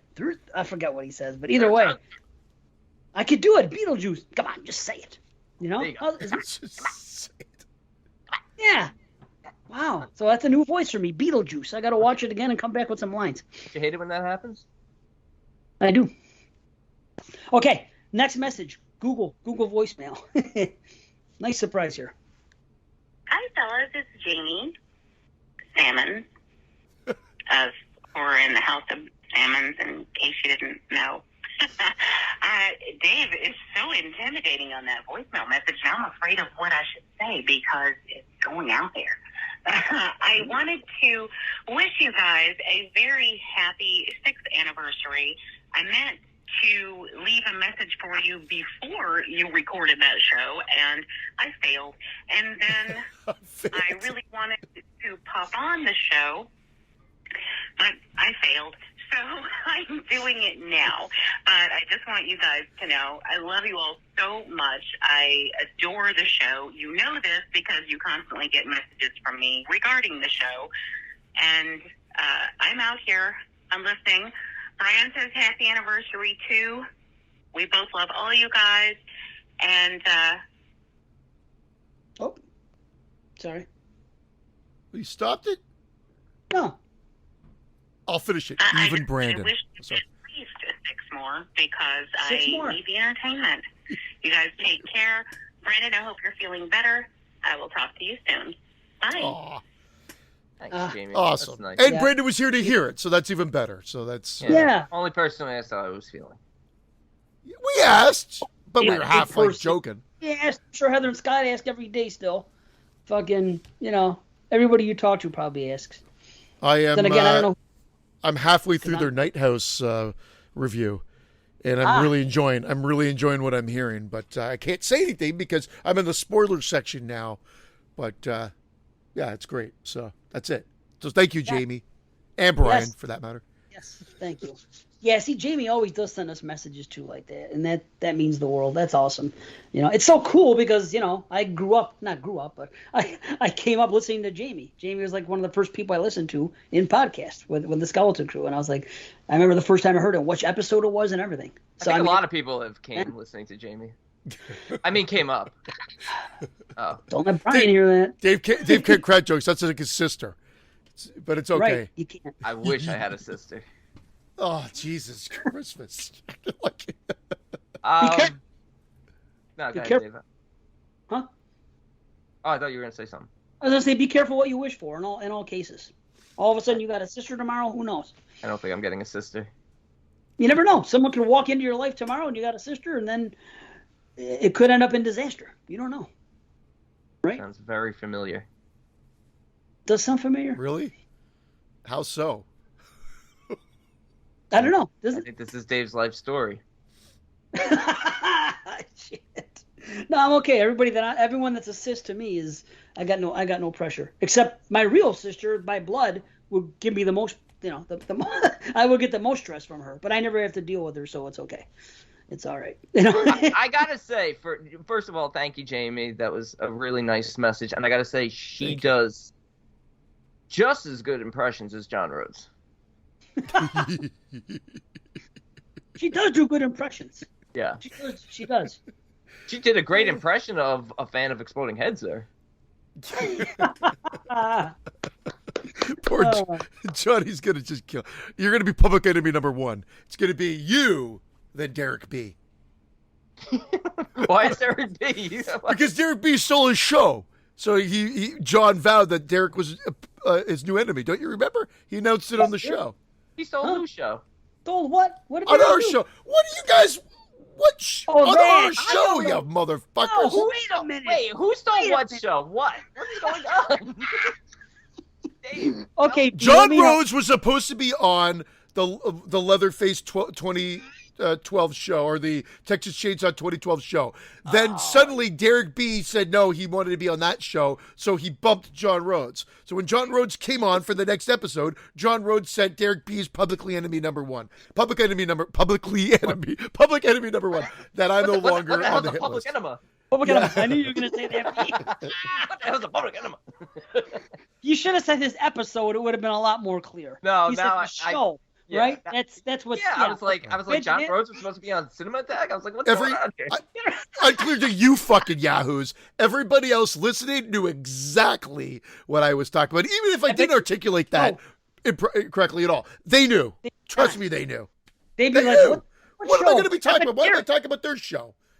I only talk about this show. I don't know. Or I bet you Fucking Derek yahoos. was listening, and John, both of them were listening when they listened, and they were like, "What's he talking about? What show did somebody steal?" I bet it popped into both their heads. I bet Jamie wishes she could unrecord her message. Oh my God, Christian just got scared of a cake or something. Okay. yeah, my wife just handed me a cinnamon roll, but I was looking down. I didn't hear her come down. I get these in.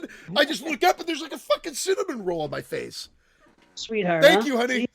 That It was worth the awesome. wrenching for a cinnamon. Just what you Yeah. need. Just what you need. Pure sugar. Tis the season. That's okay. Yeah. Have cinnamon. Have toast. Delish. I mean, have it all. Give some to John Rhodes, Vaughn.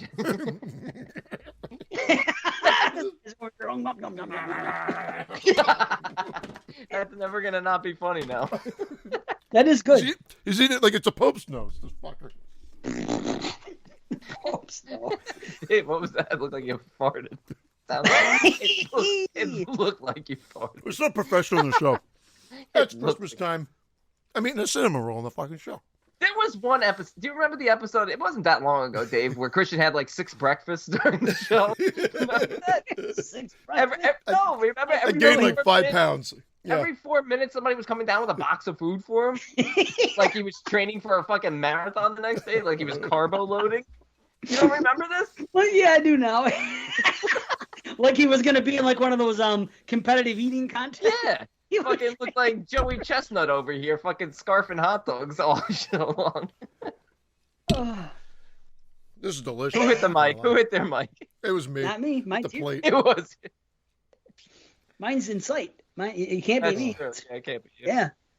Boom, This is boom. good. Yeah. It's warm. It's sticky. Dave, when did you get here? Yeah. Right. You know what would wash that down really nice? A nice glass of warm red wine. I'll go get some. That's some from Yeah. last night. I'll just have it known. If you fall asleep on Skype or on a podcast, unless you were C, but I mean, since then, you are not allowed on this podcast. Anyone who falls asleep during any Why? recording or during any Skype session, because I don't Fine. want I feel like junkies on my show. I don't want chunky. I don't want people freaking nodding off when they're supposed to be doing, conversing. If not, it's a junkie. totally unprofessional. You just can't.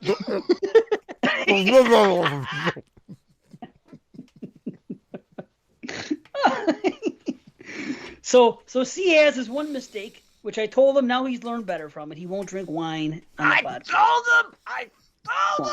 him. He's like, Well, you don't get it. My life is people not listening to me, and then bad things happen to them. It happens with my wife and my daughter for fucking as long as I've known them. I always give them, don't do this, this is going to happen. They do it, and it happens. That's why when C did it, I was frustrated, because I always try to give people advice. Hey, then they don't follow it, and exactly what I said was going to happen happens. It's a frustrating way to live sometimes. he would have laughed his ass off if he was awake for that. I really want to go grab the wine upstairs, like right now. I just want Do to. it. I'm doing Dude, it. that I cinnamon, don't care. that cinnamon It's bun. Christmas. Go ahead, I'll go the grab second wine. movie we review, you're going to be a little lethargic for that one. Oh yeah, I'm like I'm ready to go. Coffee and sugar. Oh, fine. Let's get into it. Yeah. Wait till the crash happens. Yeah, I'll be 7 out I of 10. won't crash. 7 out of 10 for Sorry Guys. Sorry Guys, I right? can't crash. Dude, people at work around me guy's were gonna sit fucking on my legit lap for this. sleeping. People are sitting in their chairs falling asleep, and some bastard even fucking laid on the floor next to me as I'm watching a movie and went to sleep like a dog. People are fucking nodding off near me, falling asleep. We were on standby the last 2 days. We were just in the office. So guess what I did? I just watched movies. I just caught up. Oh my God, dude. I showed my coworkers fucking Suspiria followed by Midsummer on the same day. One right in a row. Two fucked up movies to show at Nice. work, huh? Original Oh, yeah. Suspiria or remake? No, remake because it was streaming. Well, that's Okay. that's the reason why the guy was falling asleep beside him. That first 20 minutes. It wasn't Oh, even that they stop. were falling asleep. They fell asleep in other movies. But still, then I started doing catch up for us. So I watched like it's rewatch season, so I started doing new shit, you know. But these guys are falling asleep. I cannot fall asleep sitting up, and I cannot pass out. So he really wants to do a ventriloquist routine. Go ahead, just fucking do it. He's like, he's chomping at the bit here. You'll see my lips moving. Next show, Talk through your ass lips. Then we won't see him moving. I got a skeleton too. I'll bring my skeleton. And I'll get my mom, and we'll all have a skeleton. Jesus. Oh my lord! Did you taxidermy her? Like, is that how is she so available? That's horrible. My nephew asked me that like a few months ago or a year ago if she was a skeleton by now, and I said I think so. Gotta be, right? 10 years almost. I don't Probably even think. I don't want Why did I you want to normally- think? Why? What conversation asked did this me. pop up into? But kid, that is My something. nephew asked me. Yeah, I can see that. He's not that young anymore. I don't know why he asked. He just They're wanted to into hurt your that shit. feelings. Biology. Hey, is your Maybe mom a take it skeleton down. now? Your mom's No, a he's like mummy. his grandma Bonnie, a skeleton. I'm like, probably. Man, that's sad. I'm assuming my It's dad sad, is but too. Well, see. Oh but wait, at no, he least was can- cremated. He's not a skeleton. He's a Well, pile that's right. of Remember ash. that guy? That would be really Ashes scary and if he shit? was a skeleton. Yeah, he Didn't came that guy back. come and take his ashes and take some food and shit? No, he didn't take his ashes. The ashes were made, but he took a doggy bag at the thing. Oh, but no ashes were taken. he thought the ashes were coffee. He's like, Yeah. this coffee's delicious. He puts it like in a tea Your bag. father always made it. Your That's father always Ralph made a T. great cup of coffee. Your father always made a great cup of coffee. Ralph T. blowing Huh? my That's a dad. fucking- Yeah, Ralph T. my boy Ralph T. And my boy B. Brown. You know Ralph T. It's fucking one of the original members of New Edition. Ralph Tresvant, actually. Ralph T. So I hope when I die that my ashes get put into tea. I give someone permission to drink them. That'd be cool. Ugh. Anybody Who the fuck would want to do that? I'd drink know. Dave Z if my cock got bigger. Maybe drink it like it's like fucking liquid Viagra. It ain't that big. If it was a fucking 10-inch cock, I'd say yeah, by all means. Surely not that big. 10 inches too much. 10? No, 9 is perfect. I keep saying it. 9 is. Nice. Here we go. Can you imagine? Can we review a movie? Yeah. you imagine. We have a Movie. question though. We got one more question we have to answer. It's not going to take let's like answer it. 5. Yeah. Okay, it's going to be quick though, because I think we kind of talked about it. Number 5. Uh-oh. Do you see the Chucky series being as impactful to the horror No. genre with the concept of continuing a story from a fleshed out perspective, like Halloween 18 has with the reinvigorated negating sequels concept? So do you think another show is going to come instead of doing a fucking movie franchise, which Brandon doesn't want to see? We know this very well. He did no more franchise movies. What about the continuation, but in series form? Do you think other shows will do this? Is I it feel like going to be a we trend? touched upon this last week. I thought maybe we didn't answer it directly, but it came up in a different question, and we talked about Friday 13th and Welcome here to we Crystal go. Lake with the I gotta choke him. That's what the question is. You fuck. Yeah. People Let are me interested. answer the question. He said, "Do you think?" No. All right, let's get to the other No, movie. I don't. No, I won't think. I don't think. I don't know how influential it will be. I don't even know how successful it is. I like it. I've liked what I've seen so far, but I don't What, the know. Chucky series? Yeah, I've I think it's enjoyed done it. very well. It got picked up for a second season. I haven't watched it yet, okay, but that's good news. I Yeah. could honestly, like, if I'm like all joking aside, I am kind of over the franchise movies. Every time a new one comes out, there's an occasional good one, but mostly I'm middle of the road on these films at this point. Everything just seems to fall into that 6 out of 10 category now. So I wouldn't mind seeing them take a new direction and go series. There you go. See, and I it could work. You Yeah. know why? Because this always happens. Everything is a trend every time in the genre. Just like the fact that there's TV shows at all. Remember all the TV shows that came out like in a row? We had like Small you Wonder. know, we had Small Wonder, yeah, the robot. No, we had what was the first one? Bates Motel, and then other ones followed. Then there was a Purge. Then there was this. Then there was different horror series just coming out. It was the trend. So now we're going to do Scream, TV of course, as well. Yeah, right? Scream. I know what There you was did a last couple summer. others. See, so it's the trend. Now those are just regular shows, but Chucky, picked up where the movies left off. So it's kind of a new thing. Do you think that that's going to be the new trend, where instead of making movies, well, forget it, we're not going to make movies, we're just going to do a show? I think it could happen. I don't know what could do it. Who could do it? Hellraiser, maybe? That'd be something, huh? I don't know. I don't know. I really do think I wouldn't be surprised if a Friday the 13th, some vision or version of Friday the 13th, whether it be prequel, whether it be a continuation, will show up. Well, the thing is, what continuation of Friday the 13th would you? Where would you honestly, pick it up? I've had so many thoughts of this because you know that stupid ending from Part 8. Where he turns out into the boy? No, not get rid of it. Start it there. Like, start it in Manhattan with all this chaos and this woman. I think I've told this on the show before, so I apologize. It may have been on TJF 13. When I realized, I said, Dave, we talked about a show on this before, and I think we have, but it may have been me talking on TJF 13. And I was saying, I don't remember how you remember this, but it could have easily been me talking on the other show. So I apologize because it was probably that. But anyway, they have a Rennie lookalike, or they have Rennie there, and they have all this cop, and it's more just about the confusion or whatever, and they go down into the sewers, and they don't see anything, and then like, the boy, is he dead too? They could even have that line, and ma'am, we didn't find any boy. And then it just picks up from there. So you use the Manhattan link, and then you could just continue the story, whether he's grown or whether you have newspaper clippings about all this shit that's happened. Coming back, getting closer to Crystal Lake. I hit my mic. Yes, I did hit my fucking mic stand again. It's me, damn it. And then now we could take place 20 years later, and he's full grown again. I'm not saying that's the best launch pad, but I'm saying if you wanted to appease fans of the series where the Paramount era left off, and he's turned back to a boy, then we can pick up with that and then just start fresh and go back to Crystal Lake. You got one thing right about that whole thing. That is definitely not the best launch pad. Because if that was the best launch pad, I am fucking Gordoning myself off that fucking launch pad. That's why they just reboot it. That's why they always just have it start over again, because they don't know where to start with it. So I'm thinking that would do some fan service there. And you know what? Get John Rhodes on the fucking phone. Get him on the call. Yeah.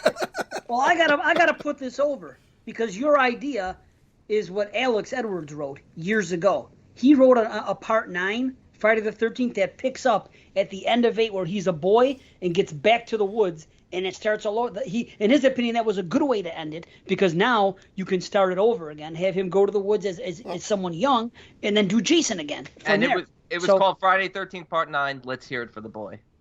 Let's give the boy a hand.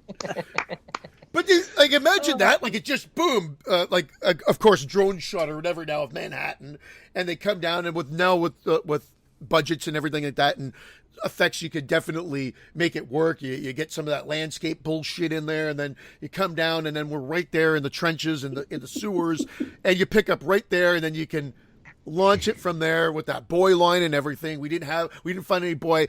Fanboys would be coming in their pants, and then it's like a credit sequence. Yes, they'll be coming in their pants, Brandon. Would they? Because they hated fucking everyone's entitled to one good scare, even though it was only sent for people like us, people in the know, not my wife or your father or fucking anybody. They're not going to know what that means. It was something made specifically for people like us to appreciate, yet, oh, fuck that shit. It's not going to be the same guy, because I don't know. I think he's dead, but I wouldn't have had the same guy. It's just a random firefighter or cop there. It's a throwaway line like the boy Jason is he dead? Well, man, we didn't find him. Boy, boom. Then he's still there, whatever. It's just to start the show. It's not going to be a recurring thing. Well, you got the setting good. You just have the wrong character that we're following. Instead of following Jason's old news, we open up right in the dumpster. And Julius's eyes open up, and it's all about Julius trying to get ahead in life, being just a blackhead in 1980s New York. A blackhead. Now you got a Frank Henenlotter movie on your hands. Dwayne comes and picks it out of the thing and then puts it in the basket, and we got a cross. Charlie Parker. An intruder. Charlie Parker? 2 times in one show. Yeah, Charlie Parker, something old Parker, old Roy. I don't know. You just had to put the Parker's a singer, right? Musician. Blackheads matter. It's a whole different. Go to the pharmacist. Do you have anything? I got a bad case of them blackheads. You got some Stridex? I got black. I got I got one right Be here. better. Julius's head becomes a Creighton Duke of the series. Like Oh. he wants vengeance. He like somehow survived, and What's Julius in the wants. crate? It's Julius's head. Yeah. You know what it should be? They should. Julius is ahead, and Jason should like float back to Crystal Lake. You know what I mean? They could go down the river, the stream, and the thing, and somehow. And then now check it though, because Jason used to have his mother's head in the shack. Now he can put Julius's head in the shack Yeah. and put candles around it. I want to see John Rhodes show up on screen, take Julius's head, put it in a glass of orange juice, and be like, "I just made an orange Julius."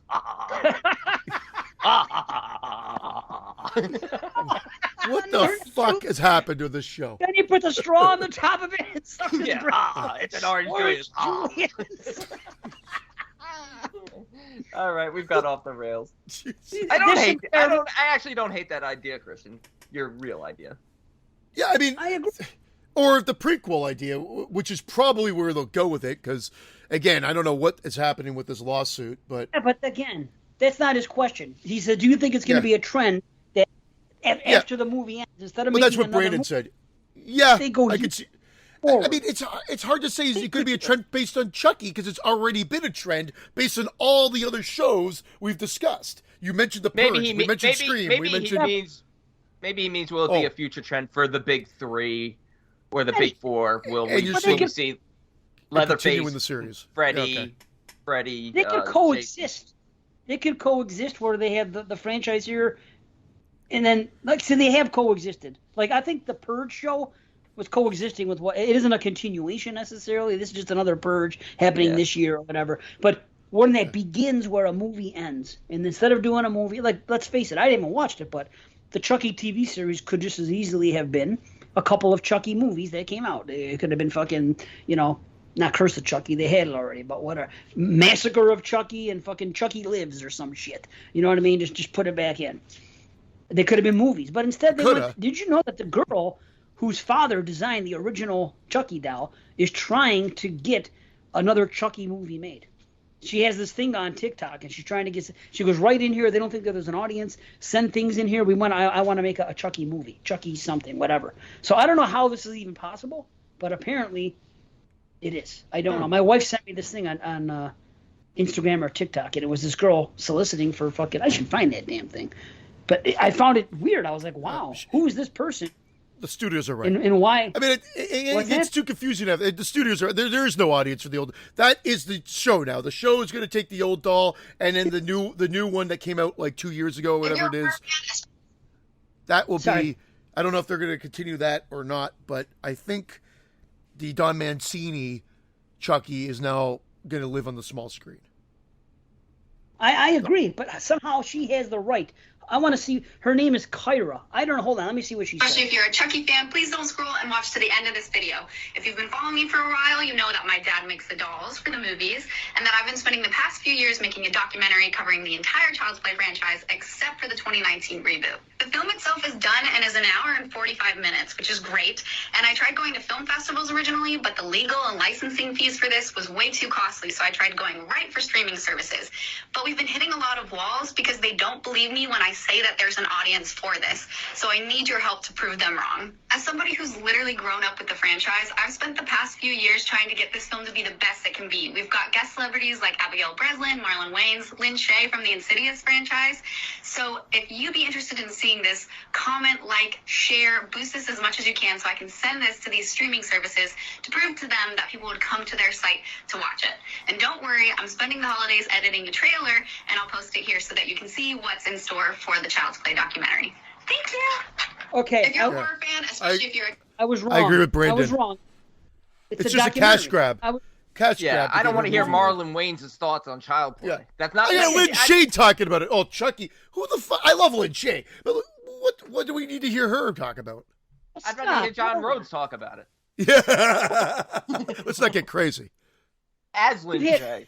Yeah, but we've had movies. Sorry, I'm kidding. Go ahead. It couldn't be any worse than Lin Shaye's voice coming out of that young girl in fucking part 2 of Insidious. Insidious 2. Remember that? Oh, that was You awful. brought up Insidious too. I Anyway, didn't bring up will- anything. I didn't bring up. I brought up Lin Shay because she mentioned Lin Shay. Okay. She wants a this is the documentary. Hey, document- it's a noble thing. She made a documentary based on her dad. I think that's great. But it sounds like she's talking about getting her documentary made. That sucks about the licensing fees. I don't know how in The Search of Darkness can get it easy peasy because they're referencing all these movies here, there, and everywhere. Why it's such a problem for her, especially with the names that she's got on there. It seems like it would be an easy win. I would have figured they're starved for more content. And so a documentary that's already made, so is it just a shitty documentary? Like, I don't understand I know how they she haven't can't get this released. You would think they could because they have them for everything else. You'd think it would pop up on Shudder. But you know what? Now that I see what I thought it was another movie. This is a documentary. She has to get Don Mancini there. She has to get freaking what's his name, Brad Dourif there. People in the franchise. If she can get people from the movies to be in it, like the Friday one and like the Nightmare one and the Halloween disc that was put out, then I could see it being good. I think the problem is she doesn't have anybody from the franchise in her documentary. Agree. Yeah. Yeah. Got So people who have done stuff like Scary Movie, Signs, who have done horror movies, but she's like just not having people who are part of the franchise. So it's like she's Stupid. reaching here. Yeah, it really is. Yeah, stupid. Other sadly, than her see, dad. I And miss- make it about her dad. Make it about her Yeah, dad. make it but- about the making of the dolls. Let's see the Yeah. making. I would watch that. Yeah. I'd rather watch an hour and a half documentary about how the concept from How did it initial evolve? concept, and ultimately ended up with what And we we- got. I'm a little surprised by that because I thought Kevin Yeager created the doll. So I'm not sure. I thought as well because I know he was there and that's where he met what's her name and they got married and they're still married. Actually, Maybe her dad is Kevin Yeager. Oh, No, then maybe it is. I think it would have been greenlit then. I honestly can't. She would have said her name something Yeager or whatever, unless she's married. I don't know, but it seems like it seems like she's made it about the films as opposed to, which seems weird if you don't have all those things covered, like the legalities and the licensing. It just seems like a really weird thing. So why not make it about her dad that created the doll? So there's something weird here. Yeah, no, they have a kid, Kevin Yeager and Catherine Hicks, and it's Kevin Troy. Oh no, that's his birth name. Sorry. Well, they have one child. That's all we know. So this could be their child. Is it a girl named Kyra? Oh, here it is. Hold on. Has a daughter named Katie Yeager, Catie, who was born in '92. She said her name was Kyra, right? Yeah, I think so. So, yeah, Kyra, Kyra. So, I don't fucking know. I'm looking up Kyra Yeager. Kevin Yeager, the probably the I think we've talked about this before. He was the original director of Hellraiser 4 Bloodlines. Who, Kevin Smithy? Yeah, Kevin Smith. Kevin Smith. Yeah, Alan Smithy. I know what you were going. I know what you meant. Yeah. Alan Smithy. I'm sorry. Kevin Smithy. Oh, man. My bad. Kevin Smithy. Oh, shit. Okay. Whew. Well, Kevin Yeager went by Alan Smithy at one point. I wonder what he directed. Maybe Katie Yeager went by Kyra Yeager. Yeah, maybe. They're all just messing with their names. Okay. Well, I guess we should get to these two movies, huh? Holy fuck. Well, yeah, we got about 20 minutes to do the two movies, which... Yeah, we got our usual time. We Oh, got I know. I'm just kidding. We're just fine. All right, what do you guys want to start with? What's your preference here? Up to you. You pick. Doesn't matter to me. Or Somebody B. pick. Dave, you pick.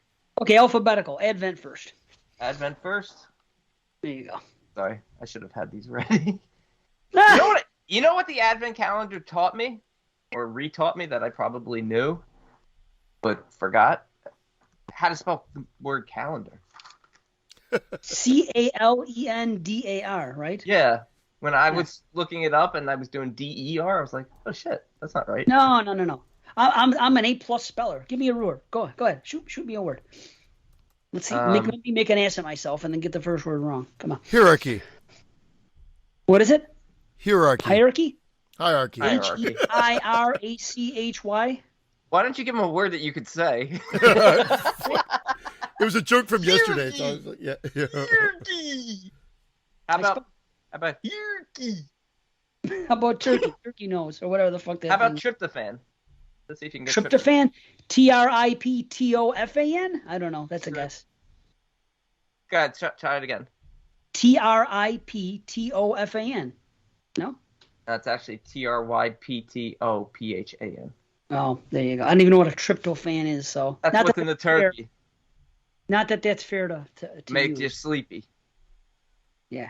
You should have asked for the language of origin. Language of All origin? right. Using a sentence? Yeah, okay. Advent calendar. Spell cemetery. Quickly. What? Cemetery. Quickly. Spell it. Go. CEMETERMAR. I don't know. Okay. This guy's doing the whole alphabet. What is he? LGBTQ? Forget it. Let's move on. Look how Cemetery. serious Christian is. Let's move CEM. on. I'm looking up the documentary stuff. Sorry. Because I'm very... CEMETARY, right? You're wrong. ERY? Spell it again. CEM.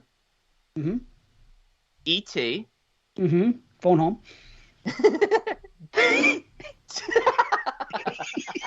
She's got the damn. So she's the daughter she's the daughter of Tony Gardner, and she interviews Don Mancini and Brad Dourif and his daughter Fiona Dourif. So how is this not getting greenlit? How does she not drop those names? Why did she talk about Abigail Breslin and fucking Damon Wayans? when she has Kiara heavy Gardner is Tony Gardner's daughter, so that's who's doing it. And it's called The Dollhouse. Oh, this is. Well, shit. Shut her. What are you doing? Oh, I'm wrong. This is different. This is that her name, Kiara? Is that her name? Kyra. Kyra. Yeah, then, okay, so this was a short one that was premiered before, it was called The Dollhouse, and it premiered before Cult of Chucky. So I guess she's expanding it into a feature about everything. Because this was something that came out on Bloody Disgusting, talking about in 2017, and it debuted in front of Cult of Chucky. So Are obviously we she's expanding this expanding. conversation into a feature, or are we going to get to these fucking movies? We can get to the movies. You guys are fucking speaking spelling, doing like a spelling bee, and so I figured I would at least bring it back to... ERY. Yeah, it's all E's. God. That's the short. Yeah, It's all Google it. You had a chance to Google it there, you prick. It's all in the E's. That's no fun. Yeah, it's all in the E's. Easy E's. Yeah, easy E's. They These all got fucking A's. guys. AIDS. They ever call I tripping? thought all the E's, all the easy E's got easy AIDS. A's. Oh my Stop God! it. Please, let's get to this movie. Why is there a vacuum cleaner? I heard a vacuum for a second. No, it was I hit a button on this thing. Is it your wife wrenching you again? I thought that was a recording of C sleeping from that episode. I feel like sleeping now, but All right, please for do. eternity. Please do. We'll wake you up when we get to our ratings for Starry Take that Eyes. pill. Take Perfect. that pill from Silent Night. Isn't that crazy that he fell asleep during Starry Eyes, yet he had Starry Eyes? Oh yeah. Yeah, night man. night. All right. Advent calendar. Eva is a paraplegic. On her birthday, her friend Sophie gives her a strange advent calendar. It's not the traditional treats you find when you open each drawer, but quirky gifts that are scary and get bloodier. God, that's a terrible description. Okay, B, I don't want you, because you said it on this show, that everyone else seems to be loving this movie, and you're having problems with the plot and things that happen in the movie that aren't making sense and that are stupid. I don't want you to air your grievances, because I watched the movie, and this is a precursor because you saw some of the messages I sent last night. I was having similar problems, so you're not alone, but I want to make sure that the things I have issues with are the same things you have issues with. And if so, then everybody else is fucked up, and we know what we're talking about. Because What are the? I like the movie. I like it. I don't dislike as it do at I. all. But I want to hear these issues too, because I'm not disagreeing with the truck not being a candy, and then Brandon did bring up so what I thought was a great reveal absolutely is kind of a plot fuck up about her not eating the last candy. I think she wasn't eating any. Well, this is the thing. Here's 3 rules. It's real simple. When you make a movie and you establish rules like Gremlins, imagine if you watch Gremlins and they said, don't feed them after midnight, don't put water on them, and keep away from sunlight. And 2 of those things happened and nothing went wrong. Exactly. You're fucking pissed about it. Okay, so in this movie, there's 3 rules. What are the 3 rules? You have to eat all the candy, or I'll kill you. If you throw this thing away, I'll kill you. And what was the other one? There was 3. I don't know. Either way, you had to every day you unlock it and a new thing is done. Okay, so she gets it on day 4, so she can only do 1, 2, and 3 right now, and they're all candies at first, and she has to eat them, which she promptly does. Although we find out later that the one that was number 3 that said something about the one that had Jesus on it, said something about Jesus, so many couples watch. She never ate it. She never ate it. She ate it later on when she found another Jesus. That's okay. She had to eat all the candies before the end of before Christmas. That is fair. That is fair. Yeah. So, but these are candies. Okay. Now, day 5 comes, and I hate to really start this off with complaining because I don't dislike the movie, but you asked, I'm going to answer Day 5 comes. Now, picture this. She's somewhere else after midnight. Whatever the hell happens. The car comes out. She almost gets fucking the guy is making unwanted sexual advances towards her. Is she sleeping? This happens. He throws her out of the car. There's this big thing. Now I understand she's not home at midnight like the other night. She's always home because as soon as midnight comes, it pops up with that scary voice. You know what it sounds like? Something from the cantina room or something in Star Wars. One of those characters. So anyway, so do the thing. Walrus so face. now. Someone like him or Hammerhead. So now they come out. She doesn't open it.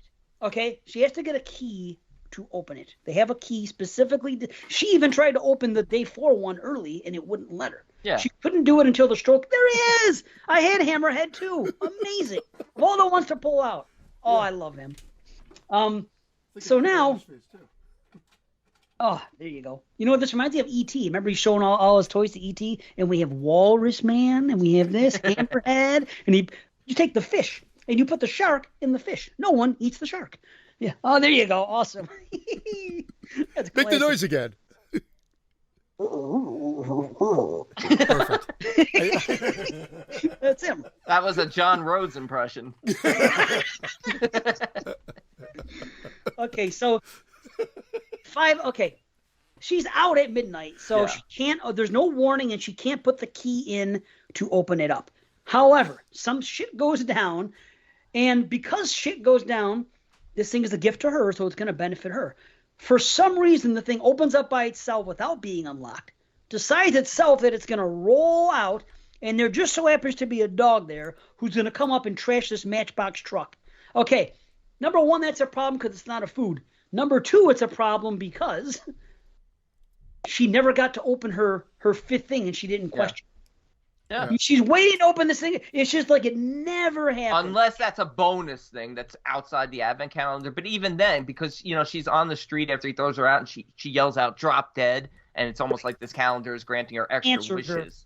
Her. Right. Yeah. I mean, there's extra things going on that just deviate from the 3 simple rules or however many rules they apply. And while I don't like this movie overall, I mean, I'm not going to be as low as maybe I sound when I talk about that fact that I don't like this movie. Are. Me neither. No, but because I watch so many films that this isn't the worst film by any means. But I like the idea, the concept of it. I just think the execution is all over the place. I think there's too many cutaway kills. They had a good opportunity to really do some good gore here, especially with some of the kills. Like, they should have looked nastier. And our lead character, I know she's, just been in an accident. I don't know how long it's been, but I don't think it's been that long based on the flashback scene. But she's just so unlikable and miserable. I wish we had a little bit more with her and the guy she meets where she was happy for a little while. She's just miserable from the start to the end. Yeah, but she has a reason to be miserable when she finds the calendar. Yeah. I know, but I liked her too. I didn't like her. That's the thing. Like, I at least if I like her, I can cling to the character then. I get it. So that's probably why you don't like the movies much. But I think they guised the final fuck up with her not eating it really well, and I didn't realize it was such a plot fuck up until you guys mentioned it. Sorry. Well, hold on.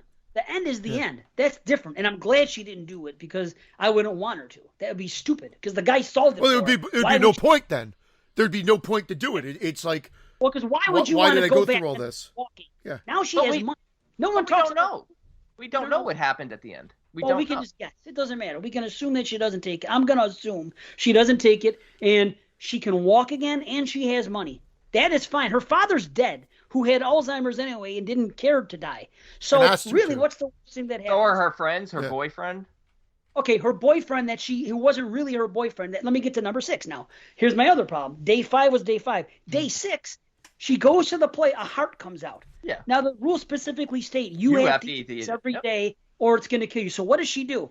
Not only does she go to a place in a wheelchair, sitting down, and conveniently says, "I'll have what he's having," who's 3 tables over. Somehow she knew, and a waitress would never do this. The waitress is going to come back and set 4 drinks down on a tray at her table and just conveniently get up, grab the 2 coffees, and go to 2 other tables, just giving her enough time to take out that little chocolate candy. And roofie him. And roofie him and put it in there, and then they come back. So ridiculous. So dumb plot convenience, and then on top of it, he eats it, and she doesn't die. So, again, it was a love spell. It's not really her boyfriend. You know what? That actually, usually you point this shit out, and I'm typically not affected. I'm now saying, yeah, that's a major fuck up. These are major fuck ups of the rules said, that they set up. I will kill you. Yeah, I will kill you. As the owner of the advent calendar, she had to eat the candies. Even the friend who steals the Viagra. The fucking advent calendar has a Viagra in it. A fucking blue boner It's pill. not even a Viagra. Why is it just because it's blue? With It's a blue penis. I've never seen it. I mean, maybe they're simplifying the rules. Maybe something got lost. No, because I watched this with subtitles, of course, so it's all there. It like, unless something in the subtitles wasn't translated properly, they needed to amend the rules. Is you need to eat every chocolate unless otherwise advised, or something stupid. A lot of things don't make sense. The calendar shoots out a bone at one point, which makes the dog crazy and go. And how does dog open the fucking door? The dog has a key in its mouth? I think not. Stupid. No, the doors can open on their own. They can't. He goes and kills the boss. Talk about, like, listen, I don't care. This is not a complaint with this movie, but if we're getting extra nitpicky, all these people around her are dying. No police get involved in this movie at all. Because I mean, I kind of don't mind that, because it's always so the other way. But again, so I could be forgiving of that. But these other things that you're bringing up, I'm like, it's funny that I didn't even really pick up on them, but you're absolutely correct. She disappears from the pool when she sees the boyfriend at the bottom of the pool and wakes up in the lake where the boyfriend got killed.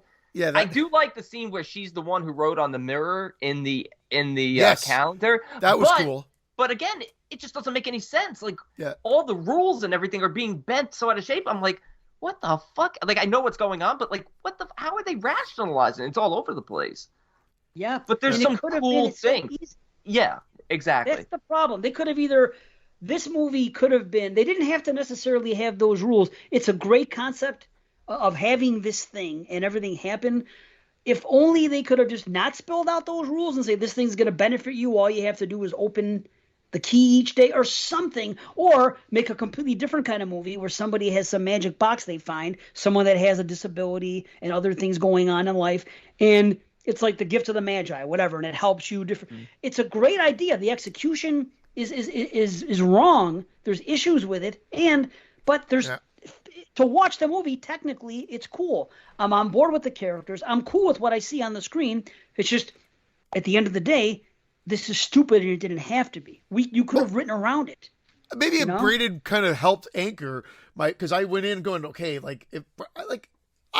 Brandon could be like hot and cold in movies, but usually we are in some sort of realm of the same area. And when he said the way he talked about not enjoying this film, when I put it on, I'm like, well, I like the way it looks. I like the acting. I like her. I know you didn't like her. And I think that's exactly your big problems. If you didn't like her, I mean, she's in almost every fucking scene. Yeah, and it's not that I don't like her because I thought she was a bad actress. I just thought the character was just too one note, and it was just so miserable and down. It was almost as if she had just experienced the accident and just gotten out of the hospital right then and there, which I felt like, especially if they're going to do the stupid love spell and that, there needed to be just a sense of happiness and joy for a little bit. This way it made it more tragic and more up in the air with some of the things that were happening and, the decision at the end. Is she happy? Is she not? She's so miserable, like... At that point, I'm like, I don't care. Eat the candy. Don't eat the candy. Go back. Don't go back. I was rooting for her because, number one, she has money now, all because of that freaking thing in that stock market thing. Now she has money. Well, if I'm crippled, if I can't walk, what do I want? Well, legs. I want to walk. Number one, legs. Number two, I want fucking money. In case of the good legs. So now she can walk and she has money. Why would you leave that? Yes, her friend is dead. That's a terrible thing, but she'll get over it. Would you rather have a friend that already died? Okay, it isn't like you said. It's not like somebody said, here, if you take this pill, you're going to walk and have money, but your friends are going to die. That's not the case. Her friend is already dead. So now someone could say to her, well, if you eat this, you'll go back in time to December 1st, and but you'll be in a chair, but your friends will be alive. But I'm thinking, well, now I have all this money. And it's all for nothing, though. But that's the thing. I was like, at that point, I'm like, well, then this whole thing was just stupid. If that was the end game, then it's stupid. So if she doesn't eat it, she dies. So it was you either die or you go back. So at that point in the movie, my thought process is, well, this was stupid. Because that's how my mind went. I'm like, well, this was all for nothing then. But she doesn't die. She doesn't die. She doesn't die. She goes back to December 1st normal. No, that's if she eats it. That's if she eats it. If she eats it, but if she doesn't eat it, she doesn't die because he found the loophole in the rules. But before the loophole came, it was before okay. the loophole. I'm like, well, wait a second. Right as it was happening in real time, I'm like, well, this is stupid. So she either dies or has to go back. This was all for nothing then. And so it was like almost like just extra torment on her. But if she doesn't remember anything, why? So be it. But then he finds the loophole, which was like, that's good.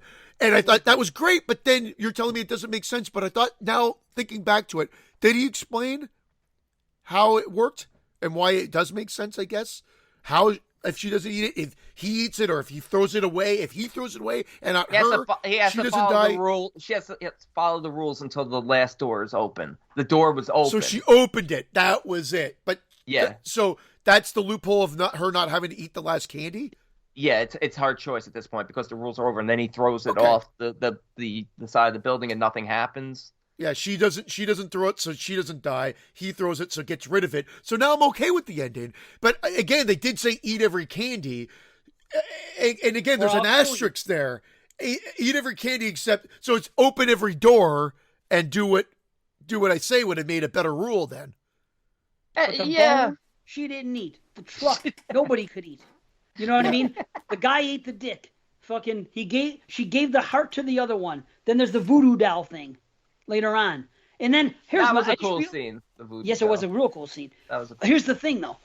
I just figured something out. How did the guy know the exact terminology? The guy at the end that said "open the final door." How did he have knowledge of that whole thing? You know what I'm saying? How did he know? Did he tell her? I think they said you told me. He goes, you didn't open the door. You might be right. I'm going by memory now because I only watched it one time. He was reading the calendar. He had the calendar. Because he's the one he presents the loophole to her, so he obviously knows. He read it and said, she had the calendar in like the hotel room that they were at because she was. So it was on the back of the calendar. Yeah, all the rules were on there. Okay, that's fine. Yeah. And speaking of the calendar, the great part was when that one guy threw it out, the original boyfriend. Yeah. That was probably one of the best scenes in the movie, and the guy came out of it, and all that stuff was great. I just wish they could have. They did not have these plot holes. These things didn't make sense. Don't establish rules. Like I said, imagine Gremlins. They had 3 rules. All you got to do is this, and then you break them and nothing happens. What if you like 2:30 in the morning and the Mugwais are drinking water and tanning themselves and nothing's happening? What the hell? Yeah, it's anger inducing to a degree because it didn't have to be this way. They could have just explained it differently, or not explained it at all. How about that? This is an advent calendar for you. It could have just said, make sure you don't forget to open something up every day. And then she could have seen the truck, the Matchbox come out and not cared about it. Or whatever, you know what I mean? Use as you will. If they would have said that or not said anything, then these are gifts for her. Nobody says you have to eat every gift you're given. You know what I mean? What if you tossed it in the trash? Well, I mean, you probably shouldn't. But I mean, it could have been easily. I hate when a movie, somebody writes something, a script, and they set something up and then they go against it, and they just could have skipped that part and not explained it so thoroughly. That's what's, and seems so. B, I'm with you. Now I know what you're saying. I thought B, you were just going to be wrong. Seriously. Going in, I'm like, everyone seems to like this. B's probably being too hard on it. Sometimes he doesn't like this aspect and he's going to shit on the movie. Sometimes he's bitter the last couple of years about certain movies where I'm not. So I just thought it was just going to be him. Seriously. But I'm watching it, and as soon as I got to day 5 and the thing happened with the Matchbox, and then day 6 with the Valentine, that's when I texted you. I go, well, I think I know what you're talking about. So, again, and now C didn't even think about it at first, and now as we discuss it, you're seeing it. And it's unfortunate, man. I mean, because- even just the idea that there has to be sacrifices for her to walk, it's very underdeveloped in that sense. Like the father has to die, all these people have to die. I guess sacrifices have to be made, but like why is the father like all of a sudden coherent and explaining the rules? Like it's just Okay, here's my problem again about the father. How come she tells her friend that my father called me? I wrote this down. Hold on. My father called on a disconnected line. So if the line's disconnected, how can anybody call? If Well, the that was father- supposed what to be is the it- supernatural aspect. I mean, I think Right, they're but trying what to I'm do the saying supernatural. is- Yeah. I get that they're trying to do the supernatural, and that makes sense. But what does she mean by call on a disc? Whose line was disconnected? Her phone or the one in her father's house? And how would she From know a if her miscommunication. it's just, Sorry, a misconnection. it's Na na na another- na na na na. Yeah.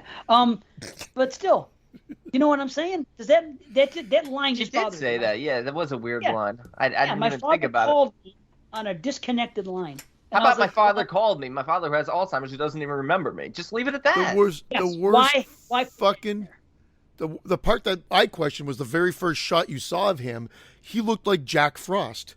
Like, I don't know what they did makeup wise there, but he was like grayed out or blued, and I thought, like, why is her dad Jack fucking Frost? Hey, I don't know you'd be what- blued out too if you had Alzheimer's. I'd be like, I'm blued out. You know who that is? It's the picture of that guy from Friday 2. That's him. That's what he looked like. Get out of here. Yeah, got a red it's all tattoo. grayed out there. Yeah. Red tattoo. A black and white picture with a red tattoo. Wait a minute. To All a Good Night. Remember that movie we talked about, To All a Good Night? Yeah. Oh, the crazy girl dancing around for the last Yeah. half of the He movie. kind of looked like that guy, didn't he? To All a Good Night is on Shudder now.